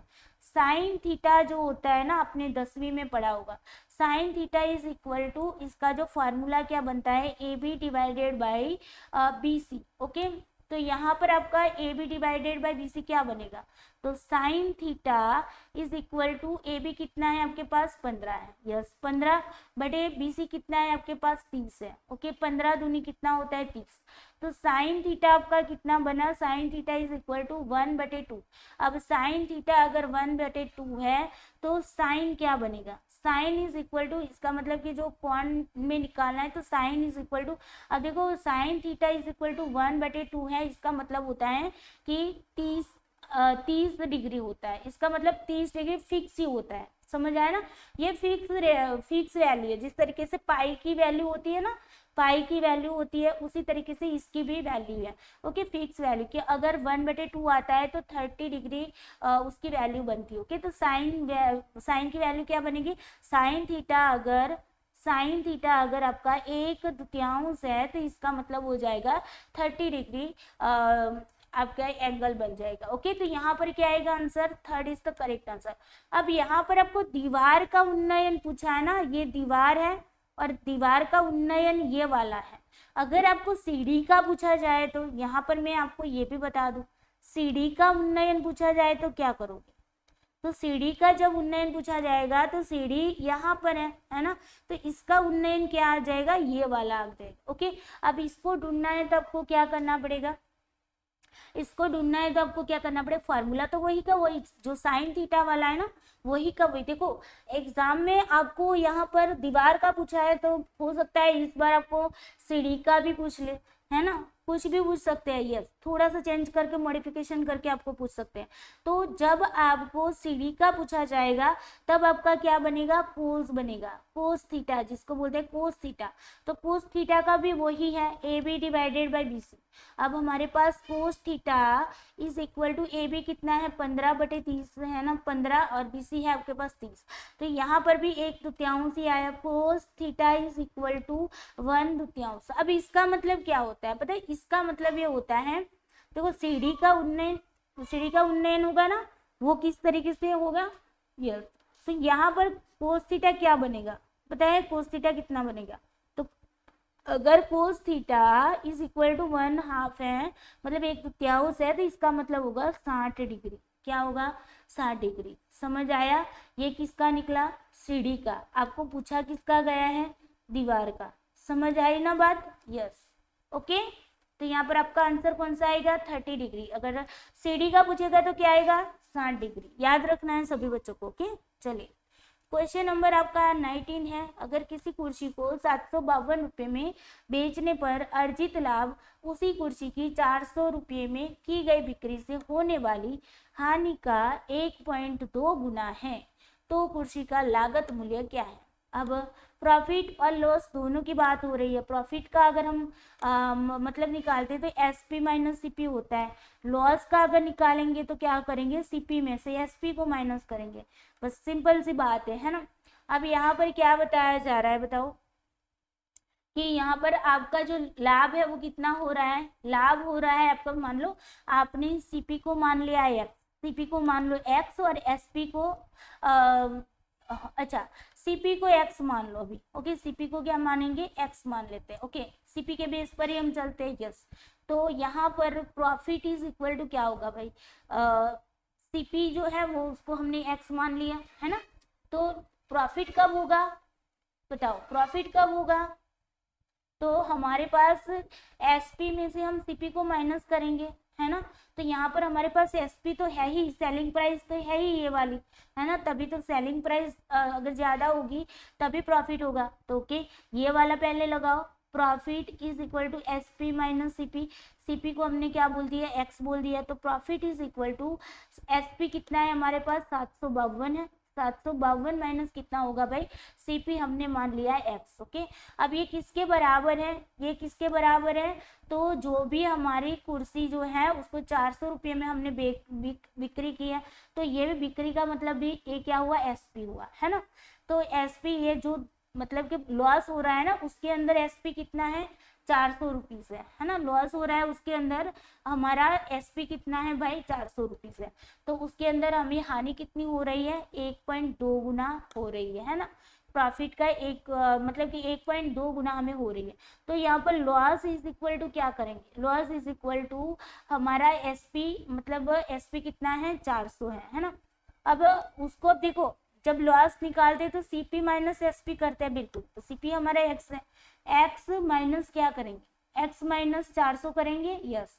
और ये कितना है 1.2 गुना बता रहा है, मतलब कि यहाँ पर हम 1.2 गुना करेंगे है ना, यस वेट 1.2 गुना बता रहा है ना हमें, यस। तो 1.2 गुना हम इसको बता रहे हैं, 1.2 गुना है ये। ओके ये हानि हमारी इतनी है। अब इसका मतलब समझे ना कि 752 minus x is equal to कितना है आपके पास 1.2 एक्स माइनस 400 सॉरी। ओके अब इसको सॉल्व करना है, कुछ भी नहीं करना है। ओके अब 1.2 क्या है भाई 1.2 यहाँ पर एक्स अब माइनस 400 है ना, तो अगर मैं इसी 1.2 को यहाँ पर लाती हूँ तो क्या हो जाएगा बताओ, इसको यहाँ पर ला देते हैं, इसको वहां पर ले जाते हैं है ना। तो ये क्या है भाई प्लस के संदर्भ में और ये क्या है भाई माइनस के संदर्भ में। अगर मैं इसको यहाँ पर लाऊं या फिर इसको यहाँ पर लाऊं तो मतलब कि इसको सॉल्व करना होगा ना आपको, यस। तो यहाँ पर किस तरीके से सॉल्व करोगे आप बताओ, यस तो यहाँ पर आपका होगा 2.2x, कितना होगा 2.2x, okay, is equal to आपका यहाँ पर क्या होगा 2.2x हुआ, और इज इक्वल टू कितना हुआ भाई 752 प्लस यहाँ पर 400, ओके, क्योंकि ये माइनस में है तो यहाँ पर माइनस आएगा तो ये भी माइनस में जाएगा, तो माइनस माइनस कट जाएगा, ओके, इसी वजह से यहाँ पर प्लस हो गया। अब 2.2x इज इक्वल टू यहाँ पर 752 प्लस 400 कितना होगा 2, और यहाँ पर 5 और 7 4 11, ओके, 7 4 11 होता है ना, यस, नहीं वेट, ओके, जस्ट वेट, एक सेकंड रुकिए, ओके, मैं बुक लेकर आती हूँ।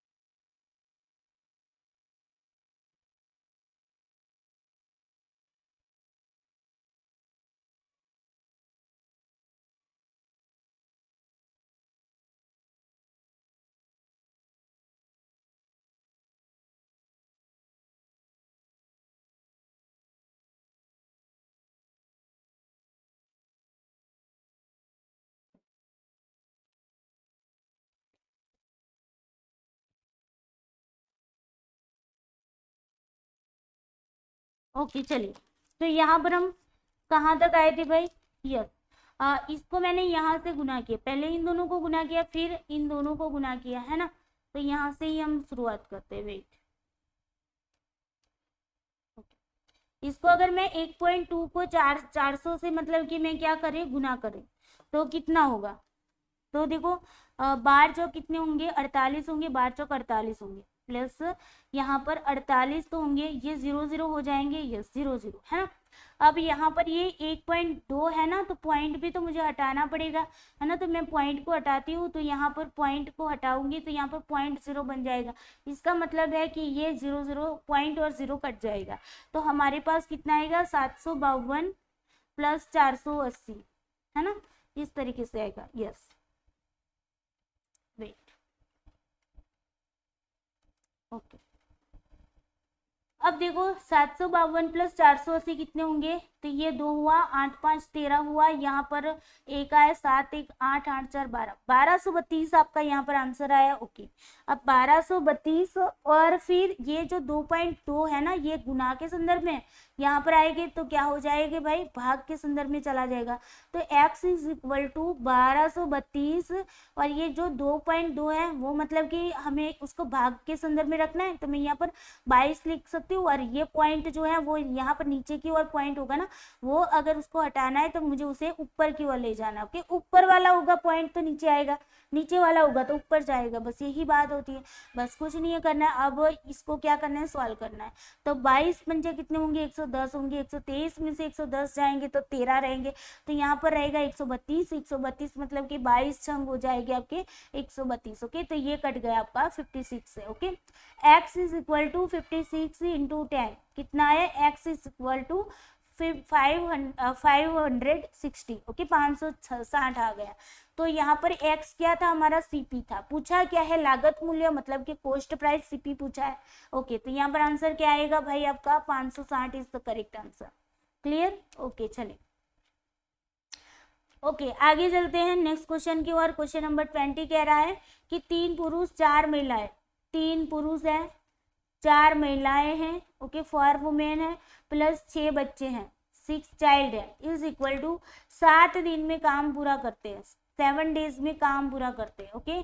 अब देखो किस कार्य को पूरा करते हैं, अगर प्रत्येक महिला प्रत्येक पुरुष से कितनी है 2 गुना है, मतलब कि कोई हम इसको क्या करेंगे, ये वाले जो है ना उसको महिलाओं में कन्वर्ट कर देते हैं, ओके, कैसे करेंगे, तो देखो कोई भी प्रत्येक महिला क्या है पुरुष से 2 गुना है ना, प्रत्येक महिला क्या है पुरुष से 2 गुना है, ओके, यहाँ पर लिख लेते हैं कि प्रत्येक महिला है वुमेन, ओके, वुमेन है वो क्या है पुरुष से 2 गुना है, तो 2 मैन हुआ, है ना, 2 वुमेन इज इक्वल टू क्या है भाई 2 गुना काम, पुरुष से 2 गुना काम करते, तो मतलब यहाँ पर एक मैन जो काम करेगा उसका काम मतलब 2 मैन काम करेगा उतना एक महिला काम करती है ना, 2 मैन काम करेगा उतना ही क्या है एक महिला काम करती है, यही हुआ ना। यस चलो ओके।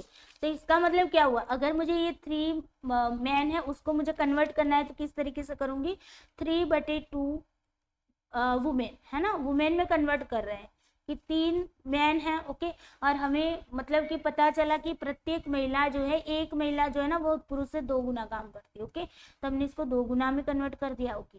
प्लस आपका क्या है भाई, प्रत्येक बच्चा जो फॉर वुमेन तो वैसे ही रखेंगे, प्लस प्रत्येक बच्चा जो है चाइल्ड है वो पुरुष की तुलना में आधा काम करता है। मतलब कि ये जो 6 चाइल्ड है ना वो पुरुष की तुलना में कितना काम कर रहे हैं, आधा काम कर रहे हैं। कितना काम कर रहे हैं, आधा काम कर रहे हैं, है ना। तो अगर हमें इसको मतलब कि यहाँ पर मैं लिख लेती हूँ, वेट देखो, एक वुमेन है वो 2 मैन जितना काम करती है, एक चाइल्ड है वो कितना काम करते हैं, आधा काम करता है ओके, मैन का आधा काम करते हैं। क्लियर। अब देखो अगर मैं इसको एक चाइल्ड है उसको अगर वुमेन में कन्वर्ट करती हूँ तो किस तरीके से आएगा, एक child is equal to women कितनी होगी, तो मैन में कितना है 2 मैन है ना। मतलब कि अगर मुझे उसको वुमेन में कन्वर्ट करना है तो 1 वुमेन डिवाइडेड बाय कितना होगा, 2 × 2 है ना, 1 वुमेन 2 × 2 है ना। यस। और अगर मैं इसी एक चाइल्ड को अगर मुझे उसको अभी भी सॉल्व करना है तो किस तरीके का आएगा, 1 वुमेन मतलब कि वुमेन डिवाइडेड बाय कितने होंगे, 2 दूनी 4 ओके। ये मुझे चाइल्ड की वैल्यू मिल गई ओके। क्लियर, वुमेन के कंटेक्स्ट में ओके। तो अब यहाँ पर आपको मतलब कि आंसर बन गया होगा। चल अब चलते यहाँ पर, वुमेन हमने मैन को तो यहाँ पर कन्वर्ट कर दिया यस। अब क्या करेंगे भाई, मैन की जगह पर अब हमें चाइल्ड की रखना है तो 6 इंटू क्या करेंगे भाई, women, women okay is equal to 7 days. बस इसको सॉल्व करो, देखो समझने की कोशिश करना। जिनको भी यहाँ पर दिक्कतें आ रही है उनके लिए बता रही हूँ कि एक वुमेन की पहले मतलब कि उनको जो भी मैन है उनको वुमेन में कन्वर्ट कर दिया हमने ओके। और जो चाइल्ड था उसको भी हमने क्या किया, वुमेन में कन्वर्ट कर दिया ओके, और कुछ नहीं किया। अब देखो यहाँ पर एलसीएम लेना पड़ेगा है ना, यहाँ पर देखो एलसीएम लेना पड़ेगा ना। यस। तो अब एलसीएम किस तरीके से लेंगे, पहले इसको हटा लो, देखो ये गुना के संदर्भ में तो 3 दूनी 6 और 2 दूनी 4, तो अब आपके पास कितना रहा, 3/2 वुमेन प्लस 4 वुमेन, सबको हमने वुमेन में कन्वर्ट किया ओके, 3 वुमेन/2 ओके। अब हमारा एलसीएम क्या आएगा, 2 आ जाएगा है ना। अब 2 एलसीएम ले रही हूँ मैं, तो यहाँ पर देखो 2 से मल्टीप्लाई करोगे, 2 2 कट गए तो 3 वुमेन आया, प्लस यहाँ पर देखो 2 तो है नहीं इसीलिए यहाँ पर 2 से गुना करूंगी तो ये दोनों गुना हो जाएगी तो 4 दूनी 8 वुमेन हो जाएगी, प्लस यहाँ पर 2 से गुना करूंगी 2 2 कट जाएगी 3 वुमेन आ जाएगी। अब टोटल वुमेन कितनी, 8 3 11, 3 कितने हुए, और इज इक्वल टू कितने डेज है, कितने दिन में काम कर रहे हैं, 7 डेज में ओके। वेट, ये कितने दिन में काम कर रहे हैं, 7 डेज, 7 डेज में। क्लियर।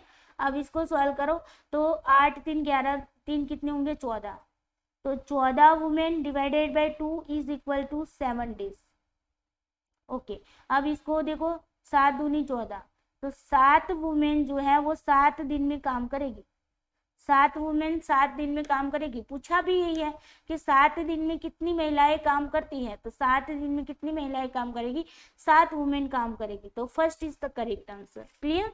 चलिए ओके, क्वेश्चन नंबर 21 लगाते हैं भाई। स्टेटमेंट दिए है, कथन एक कह रहा है न्याय दर्शन के अनुसार तर्क वितर्क केवल उन विषय में होता है जो पूर्णतः अज्ञात है, जो चीजें पूर्णतः रूप से अज्ञात है, जिसको अननोन है, वैसी चीजों के बारे में हम तर्क वितर्क करते हैं ओके। न्याय दर्शन अकॉर्डिंग टू न्याय फिलोसॉफी ओके। स्टेटमेंट 2 कह रहा है न्याय दर्शन के अनुसार तर्क वितर्क उन विषयों में नहीं होता है जो सुस्थापित है ओके, जो कि क्या है, सुस्थापित है, पहले से ही स्थापित है, वैसे विषयों में हम तर्क वितर्क नहीं करते हैं। बताइए इसका आंसर करिए सभी बच्चे।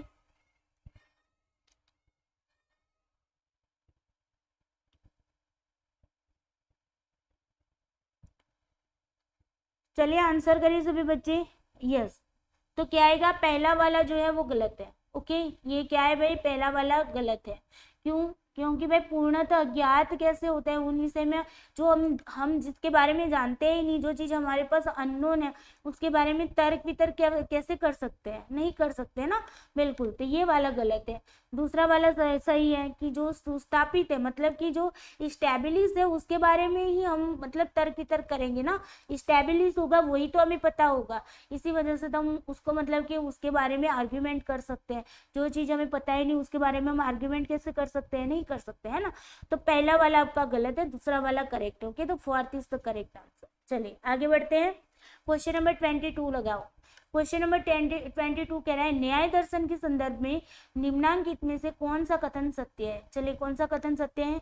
लिंग अथवा हेतु जो है वो करण अथवा अनुमान का प्रचालित कारण है, ऑपरेटिव कोज है। ओके, दूसरा कह रहा है हेतु वर्तमान की वस्तु हो सकता है किंतु भूत अथवा भविष्य का नहीं। ओके, सत्य कौन सा है वो आपको बताना है। ओके, उसके बाद है हेतु भूत अथवा भविष्य होने पर अनुमान में प्रकार्य कर सकते हैं।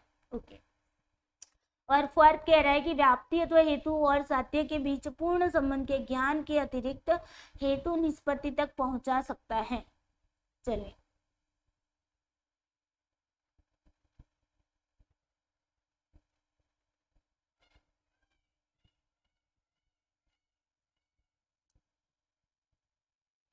ओके, तो यहाँ पर करेक्ट आंसर क्या आएगा, first is the correct answer. Okay, वो ऑपरेटिव कोज नहीं होता है। ओके, जो भी हमारा मिडल टर्म होता है जिसको हम लिंगा बोलते हैं वो हमारा ऑपरेटिव कोज नहीं होता है, और ना ही वो करण होता है। ओके, क्या है, करण। तो करण नहीं होता है मिडल टर्म। ओके, और ना ही वो ऑपरेटिव कोज होता है। ओके, इन्फ्रेंस के इन्फ्रेंस का, क्लियर। तो यहाँ पर आपका first is the correct answer है। ओके, सही है ये बात, और बाकी की सारी चीजें वो सारी गलत है। ओके, चलिए क्वेश्चन नंबर 23 लगाओ। क्वेश्चन नंबर 23 कह रहा है, कथन 1 कह रहा है मीमांसक और वेदांती न्यायिकों के साथ इस बात पर सहमत है कि न्याय वाक्य में 5 सदस्य अथवा प्रतिज्ञप्ति होती हैं। 5 मेंबर्स होते हैं, फोन वाला 5 मेंबर्स या प्रोपोजिशन होती है, ये बता रहे हैं वेदांतिक, मीमांसक और वेदांतिक बता रहे हैं। ओके, और उनके साथ साथ मतलब कि न्यायिक के साथ वो एग्री कर रहे हैं कि भाई जो प्रतिज्ञप्तियां होती है, मतलब कि मेंबर्स होते हैं इन्फ्रेंस के, ओके, वो 5 होते हैं या प्रोपोजिशन 5 होती है। ओके, स्टेटमेंट 2 कह रहा है मीमांसक और वेदांती न्यायिक के साथ इस बात पर सहमत है कि न्याय वाक्य केवल परार्थानुमान अथवा प्रदर्शनकारी अनुमान के लिए आवश्यक है, न कि स्वार्थानुमान अथवा स्वानुमान के लिए। बताइए इसका आंसर। यस, तो पहला वाला गलत है। हमने आपको बताया था कि मीमांसक और वेदांती जो है वो तो ये मानते हैं कि भाई 2 या 3 है ना, कौन कौन सा प्रतिज्ञा, हेतु और उदाहरण से ही मतलब कि हमारा मतलब निकल जाता है इन्फ्रेंस। ओके, ये बताते हैं वो लोग। तो यहाँ पर ये वाला गलत है। वो लोग न्यायिकों के साथ इस बात न्यायिकों के मतलब कि क्या बोलते हैं, न्याय के जो प्रतिपादक मतलब क्या न्याय से रिलेटेड होते हैं उनको न्यायिक बोलते हैं। ओके, तो न्यायिकों के साथ इस बात पर वो सहमत नहीं है। ओके, तो ये गलत है। और यहाँ पर वो किस बात पर सहमत होते हैं कि भाई परार्थानुमान और प्रदर्शनकारी अनुमान के लिए ही न्याय वाक्य क्या होता है, वो आवश्यक होता है। ओके, अगर हम सिलोजिज्म का यूज करते हैं तो वो किसके लिए, मतलब सिलोजिज्म किस बात में मतलब कि आवश्यक है, जहाँ पर परार्थानुमान किसी को हमें अनुमान के बारे में बताना है। ओके, किसी को ज्ञात करवाना है, तब जाके खुद के लिए जब हम अनुमान निकालते हैं तब कुछ नहीं, लेकिन दूसरों को अनुमान निकलवाना है तब जाके हम उसका यूज करते हैं। ओके, वो आवश्यक बन जाता है, ना कि स्वार्थानुमान के लिए। ओके, तो ये वाला सही है। तो fourth is the correct answer. पहला वाला आपका स्टेटमेंट है वो गलत है, दूसरा वाला स्टेटमेंट है वो आपका सही है। ओके, चलो क्वेश्चन नंबर 24 लगाओ। 24 कह रहा है, देखो ओके 24 कह रहा है कि औपचारिक हितवाभास जो है फॉर्मल फैलेसी, वह जिसे तर्क वाक्य की आकारिक संरचना के निरीक्षण मात्र से चिन्हित किया जाता है। मतलब कि स्ट्रक्चर को देखकर ही हम बता सकते हैं कि ये कौन सी फॉर्मल फैलेसी है। ओके, उसके बारे में हम अंदाजा लगा सकते हैं। स्टेटमेंट 2 कह रहा है कि औपचारिक हितवाभास मतलब फॉर्मल फैलेसी जो है वो केवल कैसे होती है, निगमनात्मक तर्क वाक्य में पाए जाते हैं, मतलब डिडक्टिव के अंदर ही पाई जाती है। ओके, जिनकी अभिनिर्धारित आकारिक संरचना होती है। ओके, उसका फॉर्म एक फॉर्म में होती है वो, जो भी आर्ग्यूमेंट का जो फॉर्म होता है ना, उस फॉर्म में वो होती है, डिडक्टिव आर्ग्यूमेंट होती है। बताइए, पढ़ाया हुआ है सभी कुछ, अगर पढ़ा है तो, अगर नहीं पढ़ा तो फिर मैं उसमें क्या कर सकती हूँ, बताओ, है ना। तो यहाँ पर आंसर क्या आएगा, दोनों की दोनों स्टेटमेंट सही है। फॉर्मल फैलेसी जो है वो स्ट्रक्चर फॉर्म उसको देखती है, इनफॉर्मल जब होती है वो कौन से होती, किसमें होती है भाई, मटेरियल्स को देखती है, उसको डीपली देखती है। फॉर्मल फैलेसी को तो सिर्फ उसका स्ट्रक्चर देखा, जैसे कि मूड फिगर की बात हो रही थी, है ना, middle term, minor term, major term को देखो, उसकी मतलब कहीं पर भी उसकी कोई भी दिक्कतें आती तो उसी के बेस पर आपको पता चल जाता है कि ये फैलेसी है ना। मिडिल टर्म अपने स्थान पर नहीं है, मेजर टर्म अपने स्थान पर नहीं है, माइनर टर्म अपने स्थान पर नहीं है, तो फिर मतलब समझ लो कि फॉर्मल फैलेसी है ना। और ये डिडक्टिव होती है, डिडक्टिव आर्ग्यूमेंट के रूप में होती है। क्लियर। चलिए, उसके बाद आती है क्वेश्चन नंबर 25। जो कोई भी किसी व्यक्ति पर चाकू चलाए उसे गिरफ्तार किया जाना चाहिए। ओके, कोई भी व्यक्ति है किसी पर भी चाकू चलाए तो उसको गिरफ्तार किया जाना चाहिए। शल्य चिकित्सक शल्य क्रियाक्रम में अन्य व्यक्ति पर चाकू का प्रयोग करता है, मतलब कि जो सर्जन होता है वो क्या करता है, किसी पर्सन पर चाकू का ऑपरेशन के टाइम पे चाकू का यूज करता है, इसीलिए शल्य चिकित्सक को भी गिरफ्तार किया जाना चाहिए। इसीलिए क्या करना चाहिए भाई, सर्जन को भी अरेस्ट कर देना चाहिए। ये कौन सा हेतुआभास है, कौन सी फैलेसी है, बताइए, ये कौन सी फैलेसी है, बताइए।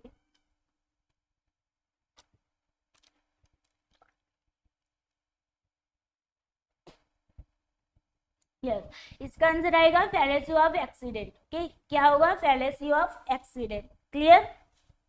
ओके, चलिए, उसके बाद देखो ये फैलेसी सारी पढ़ाई हुई, इनफॉर्मल फॉर्मल फैलेसी। ओके, कब कब बनती है, उसके क्या नियम होते हैं, सारे नियमों के साथ पढ़ाई। ओके, चलिए, क्वेश्चन नंबर 26 लगाओ। 0, 10, 100, 110 पी, यहाँ पर पी की वैल्यू देखनी है। ओके, तो आप लोगों को मैंने अभी अभी मतलब पिछले वीक में ही पढ़ाया है डेसिमल बाइनरी, है ना, पता है, याद है किसी को, बाइनरी, डेसिमल, फिर हेक्साडेसिमल, ऑक्टल वगैरह पढ़ा है। यस, तो 0 की वैल्यू क्या होती है, 0 होती है बाइनरी में, है ना। हम ऐसे चलते हैं 1, 2, 4, 8, 16, 32, ये वाला आपको आइडिया बताया था, बिल्कुल। यस, उसके बाद ये देखिए सारे बाइनरी नंबर है ना, 1 0 से बने, इसी वजह से।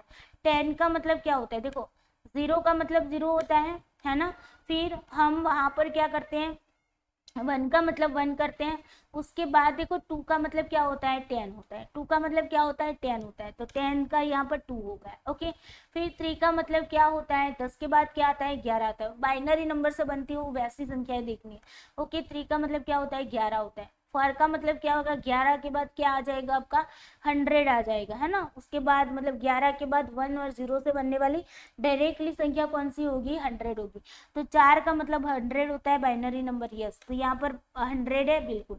100 का मतलब क्या हुआ, 4 नंबर। ओके, उसके बाद 5 का नंबर क्या आएगा, 101 आ जाएगा। 100 के बाद 101 से बनती है। यस, 6 में जाएंगे तो 101 के बाद क्या आएगी, 110 आएगा। 7 में अब देखो 110 है, बिल्कुल है, यहाँ पर 110 है, इसका मतलब है 100, सॉरी यहाँ पर 110। ओके, यस, यहाँ पर 110, 110 का मीनिंग क्या होता है, 6 होता है, बिल्कुल। 7 का मीनिंग क्या होगा, 111 होगा। और 8 का मीनिंग क्या होगा, अब 8 देखो 111 के बाद देखना 0 और 1 से कौन सी संख्या बनेगी, डायरेक्टली बनेगी आपकी 1000। क्या बनेगी, 1000, बस। यहाँ पर आपका आंसर क्या आएगा, 1000। क्यों आएगा, क्यों आएगा, देखो यहाँ पर डिस्टेंस कितना है, 2 2 का है ना, यहाँ पर 2 2 का गैप है, बिल्कुल है ना। बस इसी तरीके से चलना था। ओके, तो 1000 इज द करेक्ट आंसर। अगर इस तरीके से ये टेबल वाला जिनको फॉर्मेट पता है वो लोग, जिनको मैंने बताया था कि जिनको समझ आता है वो लोग टेबल से करेंगे तो अभी मतलब इजी हो जाएगा। टेबल से करना है तो 0 की वैल्यू 0 आती है। ओके, उसको कुछ नहीं करना है। 10 का मतलब 2 होता है ना, मतलब कि यहाँ पर 2 है, 2 का मतलब क्या होगा, यहाँ पर 1 हो जाएगा और पीछे वाले में 0 लग जाएगा। 10 हो गया बिल्कुल। उसके बाद क्या है 100 है, 100 कैसे लिखेंगे, तो 100 के लिए हमें क्या करना पड़ेगा, यहाँ पर मैं 100 लिख रही हूँ, है ना। तो इसका मतलब क्या हुआ भाई, 0 0 पर वाली वैल्यू वाले को प्लस नहीं करना है, तो यहाँ पर आपके पास 4 ही रहा बिल्कुल। उसके बाद 6 है तो 110 लिखना है, 110 आप लिख दो यहाँ पर, 110 लिखा तो यहाँ पर ये भी ओपन हो गया, ये भी ओपन हो गया, तो 4 2 कितने हुए, 6 हो गए, यस। अब 1000 लिखना है तो 1 रखूंगी, 1000 0 0 0, है ना। तो 1000 में 8 अकेला आएगा, बाकी में 0 है तो उसकी वैल्यू कुछ नहीं है ना। तो यहाँ पर आंसर क्या आएगा आपका 1000। ओके, समझ आया ना। अगर 6 से चलोगे तो अभी पता चल जाएगा, आपने यहाँ तक चले हो तो आपको पता चल गया सभी में 2 2 बढ़ रहा है, तो 8 का मीनिंग निकाल दो ना। क्लियर, चलिए उसके बाद आते हैं क्वेश्चन नंबर 27। क्वेश्चन नंबर 27 कह रहा है कंप्यूटर के निम्नांकित मेमोरी प्रकारों को सबसे धीरे से सबसे तीव्र के क्रम में व्यवस्थित करें। चले फटाफट करिए, स्लोएस्ट टू फास्टेस्ट की ओर चलना है आपको, लगाइए फटाफट से स्लोएस्ट टू फास्टेस्ट। यस, सबसे पहला क्या आएगा, धीमे धीमे चलने वाली। ओके, यहाँ पर स्पीड की बात हो रही है, क्या बात हो रही है, स्पीड की बात हो रही है। ओके, यहाँ पर स्टोरेज की बात नहीं हो रही, यहाँ पर उसकी क्या हो रही है भाई, स्पीड की बात हो रही है। तो जिनकी स्टोरेज कैपेसिटी ज़्यादा होती है ना, उसकी वो धीरे चलता है। मैंने एग्जांपल भी आपको मतलब कि एक पेपर जो सॉल्व करा है उसमें दिया था कि जो मोटा होता है ना वो तेज नहीं दौड़ सकता है, मतलब कि जो मोटे लोग होते हैं उनके अंदर खाना बहुत ज़्यादा पड़ा होता है ना, तो वो दौड़ नहीं पाते। और जो लोग मतलब कि पतले होते हैं तो उनके अंदर खाना कम पड़ा है तो वो दौड़ पाते हैं। बस यही है, स्टोरेज ज़्यादा तो मतलब स्पीड धीरे हो जाएगी, और स्टोरेज कम तो स्पीड ज़्यादा हो जाएगी। तो यहाँ पर बस आपको ऐसे सोचना था। आप देखो सबसे पहली हमारी रजिस्टर मेमोरी आती है कि नहीं, यस। तो रजिस्टर मेमोरी जो होती है वो आपकी क्या होती है बताओ, रजिस्टर मेमोरी जो होती है वो स्टोरेज क्या होती है भाई, स्टोरेज कम करती है ना। ये स्टोरेज क्या करती है, कम करती है। तो कम कर रही है तो मतलब कि पहली मेमोरी हमारी रजिस्टर आती कम कर रही है, ओके, धीरे से तीव्र, तो इसकी स्पीड क्या होगी, ज़्यादा होगी। स्टोरेज कम है, स्टोरेज कम है, स्पीड ज़्यादा है ना, यस। फिर उसके बाद देखो रजिस्टर के बाद हमारी कैच मेमोरी आती है। कैश मेमोरी में क्या होगा, रजिस्टर के बाद कैश आती है तो उसके बाद आ रही है, तो इसमें भी स्टोरेज कम स्पीड ज़्यादा होगी, है ना। तो यहाँ पर दूसरे नंबर पर ये आ रही, देखो ये मैं स्पीड से मतलब कि ज़्यादा स्पीड से धीरे स्पीड की ओर जा रही हूँ, ओके, रिवर्स जा रही हूँ। फिर मैं आपको बताती हूँ, यहाँ पर स्टोरेज कैपेसिटी इसकी कम होती है, इसी वजह से इसकी स्पीड ज़्यादा होती है, ओके। फिर रजिस्टर के बाद आपकी कैच, ओके। उसके बाद आपकी क्या आती है, कैच के बाद क्या आएगी बताओ, कैच के बाद, यस, कैच के बाद रैम आएगी, है ना, रैम आएगी। तो रैम के बाद क्या आएगी, रैम के बाद आपकी आ जाएगी हार्ड डिस्क आती है, यस, हार्ड डिस्क आती है। हार्ड डिस्क के बाद लास्ट में सीडी रोम आती है। तो ये तो हम कैसे चले भाई, ऊपर से नीचे चले, आपको चलना है नीचे से ऊपर, ओके। आपको चलना क्या है, नीचे से ऊपर। ये हम कहाँ से चले, जिनकी स्पीड ज़्यादा है वहीं से स्लो स्पीड पर चले, हमें चलना है स्लोएस्ट टू फास्ट। तो पहला क्या आएगा, पहला आपका सीडी रोम आएगा, बी आएगा पहला, तो third is the correct answer, B पहला आएगा। उसके बाद देखो एच डी हार्ड डिस्क मतलब सी आ गया बिल्कुल। उसके बाद रैम आता है, यस, तो डी आ गया, यस, ओके। उसके बाद आता है कैश मेमोरी, तो यहाँ पर 1 ए आ गया बिल्कुल। और लास्ट में आपकी रजिस्टर, ओके, जो कि उसकी स्टोरेज कैपेसिटी कम होती है लेकिन स्पीड ज़्यादा होती है, ओके। तो यहाँ पर ई आएगा, क्लियर। तो यहाँ पर third is the correct answer. ये मैंने 2 चीज़ें आपको समझा दी। अगर आपको ज़्यादा से तीव्र से ये क्या है, तीव्र से धीरे पूछा जाए तो ऐसे चलना है आपको। अगर आपको धीरे से तीव्र पूछा है तो कहाँ जाओगे, नीचे से ऊपर जाओगे, समझ आ गया, क्लियर। चलिए ओके, क्वेश्चन नंबर 28 करो। 2 स्टेटमेंट है। स्टेटमेंट 1 कह रहा है सीपीयू जो है वो द्वितीयक मेमोरी मतलब कि सेकेंडरी मेमोरी से सॉफ्टवेयर को प्रत्यक्षतः कार्यान्वित करता है। ओके, डायरेक्टली कार्यान्वित करता है, एग्जीक्यूट करता है। सीपीयू जो है ना वो मतलब कि सेकेंडरी मेमोरी से सॉफ्टवेयर को डायरेक्टली क्या करता है, एग्जीक्यूट करता है। और स्टेटमेंट 2 कह रहा है कि वह सॉफ्टवेयर मुक्त सोर्स सॉफ्टवेयर होते हैं, मतलब ओपन सोर्स सॉफ्टवेयर होते हैं जिसे इंटरनेट से हम डाउनलोड कर सकते हैं। तो इंटरनेट से जितने भी सॉफ्टवेयर जो है उसको डाउनलोड कर सकते हैं, जिसको वो सारे सॉफ्टवेयर क्या होते हैं, ओपन सोर्स सॉफ्टवेयर होते हैं। सही है, बताइए। चलिए, 2 स्टेटमेंट दिया, दोनों के दोनों पढ़ लो। चलिए, यस, तो पहला वाला जो है वो तो सही बात है, डायरेक्टली उसको क्या करती है भाई, डायरेक्टली कार्यान्वित कर लेती है, डायरेक्टली एक्सिक्यूट कर लेता है सीपीयू के सेकेंडरी मेमोरी को। लेकिन स्टेटमेंट 2 जो है वो आपका गलत है। सारे के सारे सॉफ्टवेयर जो है वो सारे ओपन सोर्स सॉफ्टवेयर नहीं होते, जितने भी डाउनलोड होते हैं। कुछ ऐसे होते हैं जो सॉफ्टवेयर हम डाउनलोड तो कर सकते हैं इंटरनेट से, लेकिन वो क्या होते हैं भाई, पे करके आपको उसको लेना पड़ता है। ओके, ओपन सोर्स सॉफ्टवेयर नहीं होते हैं कुछ। ओके, तो ये बात आपको याद रखना है। Okay, clear. तो यहाँ पर पहला वाला सही है, दूसरा वाला गलत है। Third is the correct answer. Clear. चलिए, सॉरी, पहला वाला सही है, दूसरा वाला गलत है। यस, ओके, तो यहाँ पर थर्ड, पहला वाला सही, दूसरा वाला गलत। बिल्कुल नहीं, सॉरी, रुकिए, दोनों के दोनों गलत है। वेट, दोनों के दोनों गलत है। ओके, ये जो डायरेक्टली नहीं करती है, ओके, सेकेंडरी मेमोरी को डायरेक्टली एग्जिट नहीं करती। ओके, डायरेक्टली एग्जिट नहीं करती, तो दोनों के दोनों गलत है। Second is the correct answer. Okay, sorry, yes, CPU जो है ना वो सेकेंडरी मेमोरी को डायरेक्टली नहीं करती। ओके, प्राइमरी मेमोरी होती है उसको डायरेक्टली कर लेती है, लेकिन सेकेंडरी मेमोरी को डायरेक्टली नहीं करती। ओके, एग्जिट, ये याद रखना। ओके, तो second is the correct answer. Yes. Question number 29, Vicky के संबंध में कौन कौन से कथन सत्य है, बताइए। विकी पृष्ठों का दुरुपयोग रोकने के लिए मॉडरेटर इसे लॉक कर सकता है। ओके, फिर विकी पृष्ठ में किया गया प्रत्येक परिवर्तन अंकित किया जाता है और उसे हिस्ट्री लिस्ट में देखा जाता है। ओके, फिर विकी का अभिकल्पन लोगों को आसानी से सहयोग की अनुमति देता है। बताइए क्या आंसर आएगा। यस, तो यहाँ पर आंसर आएगा second is the correct answer. तीनों के तीनों स्टेटमेंट क्या है, सही है। ओके, चलिए क्वेश्चन नंबर 30 लगाओ। क्वेश्चन नंबर 30 है स्वयं प्रभा, डिजी लॉकर और नाट एनईडी। ओके, इसकी यहाँ पर कैरेक्टरिस्टिक्स दी हुई है, उसको देखो। शैक्षिक अधिनिर्णयों, यथा उपाधियों, अंक पत्रों आदि की ऑनलाइन उपलब्धता और भंडारण कहाँ पर होती है। भौतिक अवस्थिति से असंयुक्त व्यक्ति के ई दस्तावेजों का भंडारण और उपलब्धता। मूक्स जो है कहीं भी कभी भी उच्च स्तरीय शिक्षा के लिए मूक्स है। ओके, कहीं भी कभी भी उच्च स्तरीय शिक्षा के लिए मूक्स। चलिए, उसके बाद है उच्च स्तरीय शिक्षा के लिए निशुल्क डीटीएच चैनल। बताइए, डीटीएच चैनल से ही पकड़ा जाएगा। स्वयं प्रभा है ना, बी में जाएगा फॉर, लगाओ बी में for. Yes, first is the correct answer.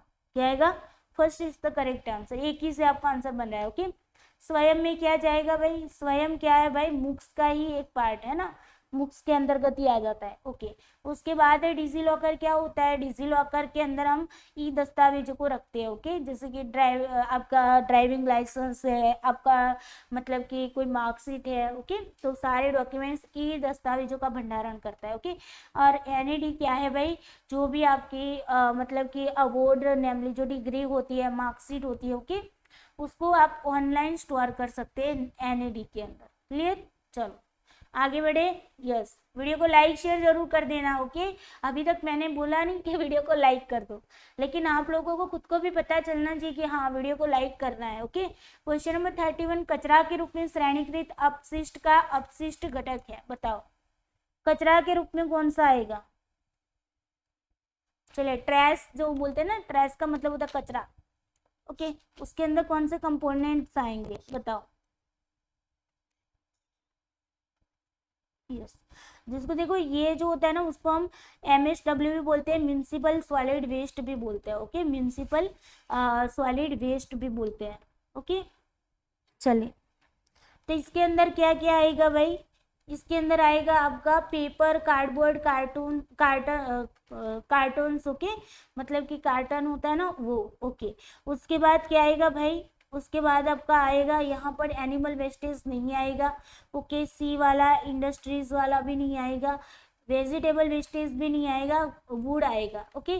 तो ए और ई is the correct answer, first वाला आंसर सही है।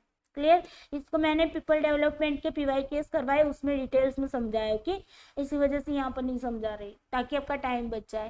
क्वेश्चन नंबर 32 है, सतत विकास लक्ष्य 12 नंबर का गोल नंबर 12 सतत उपयोग और उत्पादन के तहत खुदरा और उपभोक्ता स्तरों पर प्रति व्यक्ति खाद्य अपशिष्ट को कम करने का एक लक्ष्य है। कितना लक्ष्य बताइए, कितना लक्ष्य रखा गया है बताइए।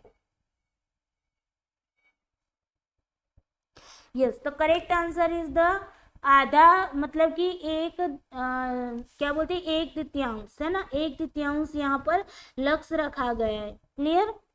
चलिए उसके बाद आगे बढ़ते हैं। Question number 33। क्वेश्चन नंबर 33 क्या है, भारत में लघु जल शक्ति संभाव्यता कितनी होने का अनुमान है। चलिए लघु जल शक्ति,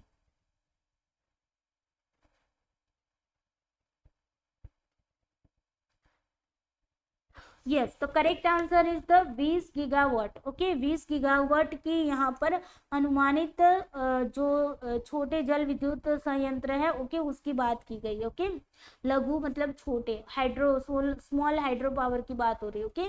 तो उसकी कितनी अनुमानित एस्टिमेटेड एक्सप्रोमेटली एस्टिमेट क्या है भाई, 20 गीगावाट। क्लियर। चलो ओके, यहाँ पर उसकी एक्सप्लेनेशन भी दी हुई है, ओके। क्लियर। चलिए पीडीएफ मिल जाए तब पढ़ लेना इसको। चलिए question number 34। Question number 34, ozone क्षय की वैश्विक पर्यावरणीय समस्या किसके उत्सर्जन के कारण होती है। चलिए ओजोन डेप्लीशन जो होता है, ओके, डिप्लीशन इश्यू होता है, वो किसकी वजह से होता है बताइए। ओजोन का जो क्षय हो रहा है, डिप्लीशन हो रहा है, ओके, वो मतलब ग्लोबल एनवायरमेंटल इश्यूज किसकी वजह से हो, किसके उत्सर्जन की वजह से हो रहा है। Sulphur dioxide, chlorinated hydrocarbon, methane, carbon dioxide. बताइए आंसर इसका क्या आएगा।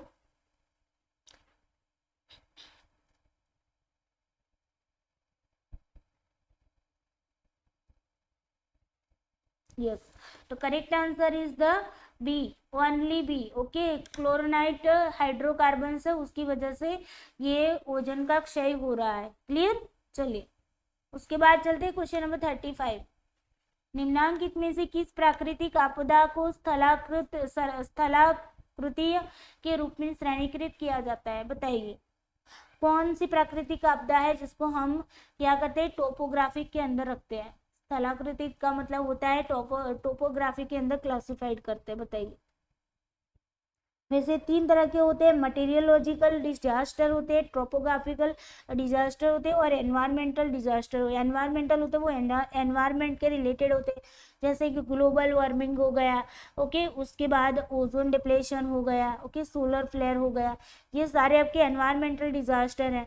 ट्रोपोग्राफिकल डिजास्टर की बात करूँ उससे पहले मेट्रोग्राफिकल की बात करती हूँ, तो फ्लूड हो गया, सुनामी हो गया, साइक्लोन हो गया, ओके, ह्यूरिकेन, टाइफोन, ये सारे मतलब के साइक्लोन है, ओके। स्नो स्टॉर्म्स हो गया, फिर चक्रवात जिसको बोलते हैं, स्टैंड स्टॉर्म हो गया, ओके। तो ये सारे क्या है, मेट्रोलॉजिकल, ओके। और टोपोग्राफिकल के अंदर क्या आएगा, अर्थक्वेक आ गया आपका, ओके। तो यहाँ पर अर्थक्वेक है नहीं है, बिल्कुल, ओके। फिर वॉल्केनिक यूरप्शन हो गया, ओके। उसके बाद लैंडस्लाइड्स हो गया, और क्या है भाई, एक हो गया एस्टेरॉइड्स हो गया, ओके। तो यहाँ पर आंसर क्या आएगा। और हाँ, हिमस्खलन जिसको बोलते हैं, ओके, एवलेंसिस, मतलब कि एवलेंच है ना, एवलेंच, तो वो क्या है आपका हिमस्खलन। हिमस्खलन क्या है भाई आपका टोपोग्राफी के रिलेटेड, ओके। समझ आया, स्थलाकृति के।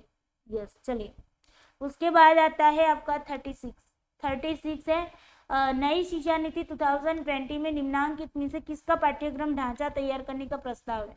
चले किसका है ढांचा तैयार करना, national curriculum framework for school education के लिए, या फिर एडल्ट एजुकेशन के लिए, टीचर एजुकेशन के लिए, या फिर टेक्निकल एजुकेशन के लिए।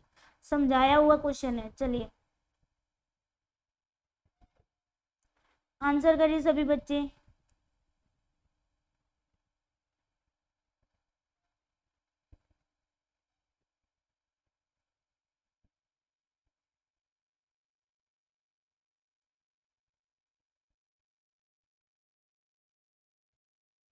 ओके, क्या आएगा आंसर भाई? तो यहाँ पर देखो, स्कूल एजुकेशन के लिए होता है, बिल्कुल होता है। फिर एडल्ट के लिए बिल्कुल, टीचर एजुकेशन के लिए बिल्कुल, ओके। अच्छा, यहाँ पर वोकेशनल रह गया था ना, टेक्निकल एजुकेशन के लिए और वोकेशनल के लिए नहीं, ओके। तो ढांचा किसके लिए तैयार किया गया है? स्कूल, एडल्ट और टीचर के लिए, ओके। तो क्या आएगा भाई? A B C, third is the correct answer. Clear? चलो 37 करो। निम्नांकित में से कौन सा मूल्य स्व उत्कर्ष से संबंध है? चलिए, सेल्फ ट्रांसेंडेंस के लिए, स्व उत्कर्ष के लिए, अपने खुद के उत्कर्ष से लिए रिलेटेड है। चलिए बताइए कौन सा मूल्य है? Yes, value of universalism, okay. सर्वमुक्तिवाद का मूल्य जो है वो स्व उत्कर्ष के संबंध से, ओके, अपने खुद से उत्कर्ष से रिलेटेड है। क्लियर? चलिए, उसके बाद आते हैं 38। क्वेश्चन नंबर 38, नई शिक्षा नीति 2020 में निम्नांकित में से किन निकायों की स्थापना का प्रस्ताव है? कौन कौन से निकायों की स्थापना का प्रस्ताव रखा गया है नई शिक्षा नीति 2020 के अंतर्गत? आंसर करिए। ओके, तो यहाँ पर कौन से निकाय है भाई, कौन सी बॉडीज है? पहले तो S S A, okay, S S S S, okay. फिर परख और IITI है ना, IITI। तो ये तीनों बॉडीज है, उसकी स्थापना के प्रस्ताव रखा गया है। क्लियर? ओके, चलिए। तो यहाँ पर A, B और C is the correct answer, third वाला आंसर सही है। चलो नेक्स्ट क्वेश्चन है अब आपका, इसके बाद लास्ट क्वेश्चन है। क्वेश्चन नंबर 39, निम्नांकित में से कौन सर्वोच्च सलाहकारी और गैर सांविधिक निकाय है? चलिए, नॉन स्टैट्यूटरी बॉडी है, बताओ। Advisory and non statutory body है, बताओ कौन सा आएगा? तो यहाँ पर मैंने ये क्वेश्चन भी समझाया हुआ था कि स्टैट्यूटरी बॉडी किसको बोलते हैं, ऑटोनोमस बॉडी को किसको बोलते हैं, एग्जीक्यूटिव बॉडी किसको बोलते हैं, है ना। चलिए, यस, तो यहाँ पर आंसर क्या आएगा? NITI Aayog is the correct answer, okay. NITI Aayog का फुल फॉर्म भी आपको पता होना चाहिए। चलिए, उसके बाद आते हैं, चलिए यहाँ पर एक्सप्लेनेशन भी दिया हुआ है, चलिए अच्छी बात है। स्टैट्यूटरी बॉडी जो पार्लियामेंट्री एक्ट से बनती है, ओके, जिनका खुद का एक्ट होता है, ओके। और ऑटोनोमस बॉडी क्या होती है? जो दूसरी बॉडी में से आती है। और एग्जीक्यूटिव बॉडी क्या होती है भाई? जो कैबिनेट रिजोल्यूशन से बनती है, ओके, जिनका आधा राइट्स उनको दिया जाता है कि जो रूल्स लागू करवाती है और रूल्स लागू ना करने पर वो एक्शन भी ले सकती है। क्लियर? चलिए, अब आती है लास्ट क्वेश्चन की ओर। क्वेश्चन नंबर 40 कह रहा है, विश्वविद्यालय अनुदान आयोग के प्रथम अध्यक्ष कौन थे? बताइए। यूजीसी के फर्स्ट चेयरमैन कौन थे? एसएच हुमायूं कबीर, फिर है आपका SH CD देशमुख, और उसके बाद है आपका SHM मुलगांवकर और मूलचंद शर्मा। कौन थे बताओ? Yes, correct answer is the second, CD Deshmukh थे, ओके। क्लियर? चलिए, तो आई होप आपके आज की क्लास आपको अच्छी लगी होगी, और क्लास अच्छी लगी हो तो जाते जाते वीडियो को लाइक कर देना, अपने दोस्तों को शेयर करना नहीं भूलना है, एंड इस चैनल को सब्सक्राइब करना भी नहीं भूलना है, ओके। तो चलिए दोस्तों, bye bye, take care you, सबको जय श्री कृष्ण।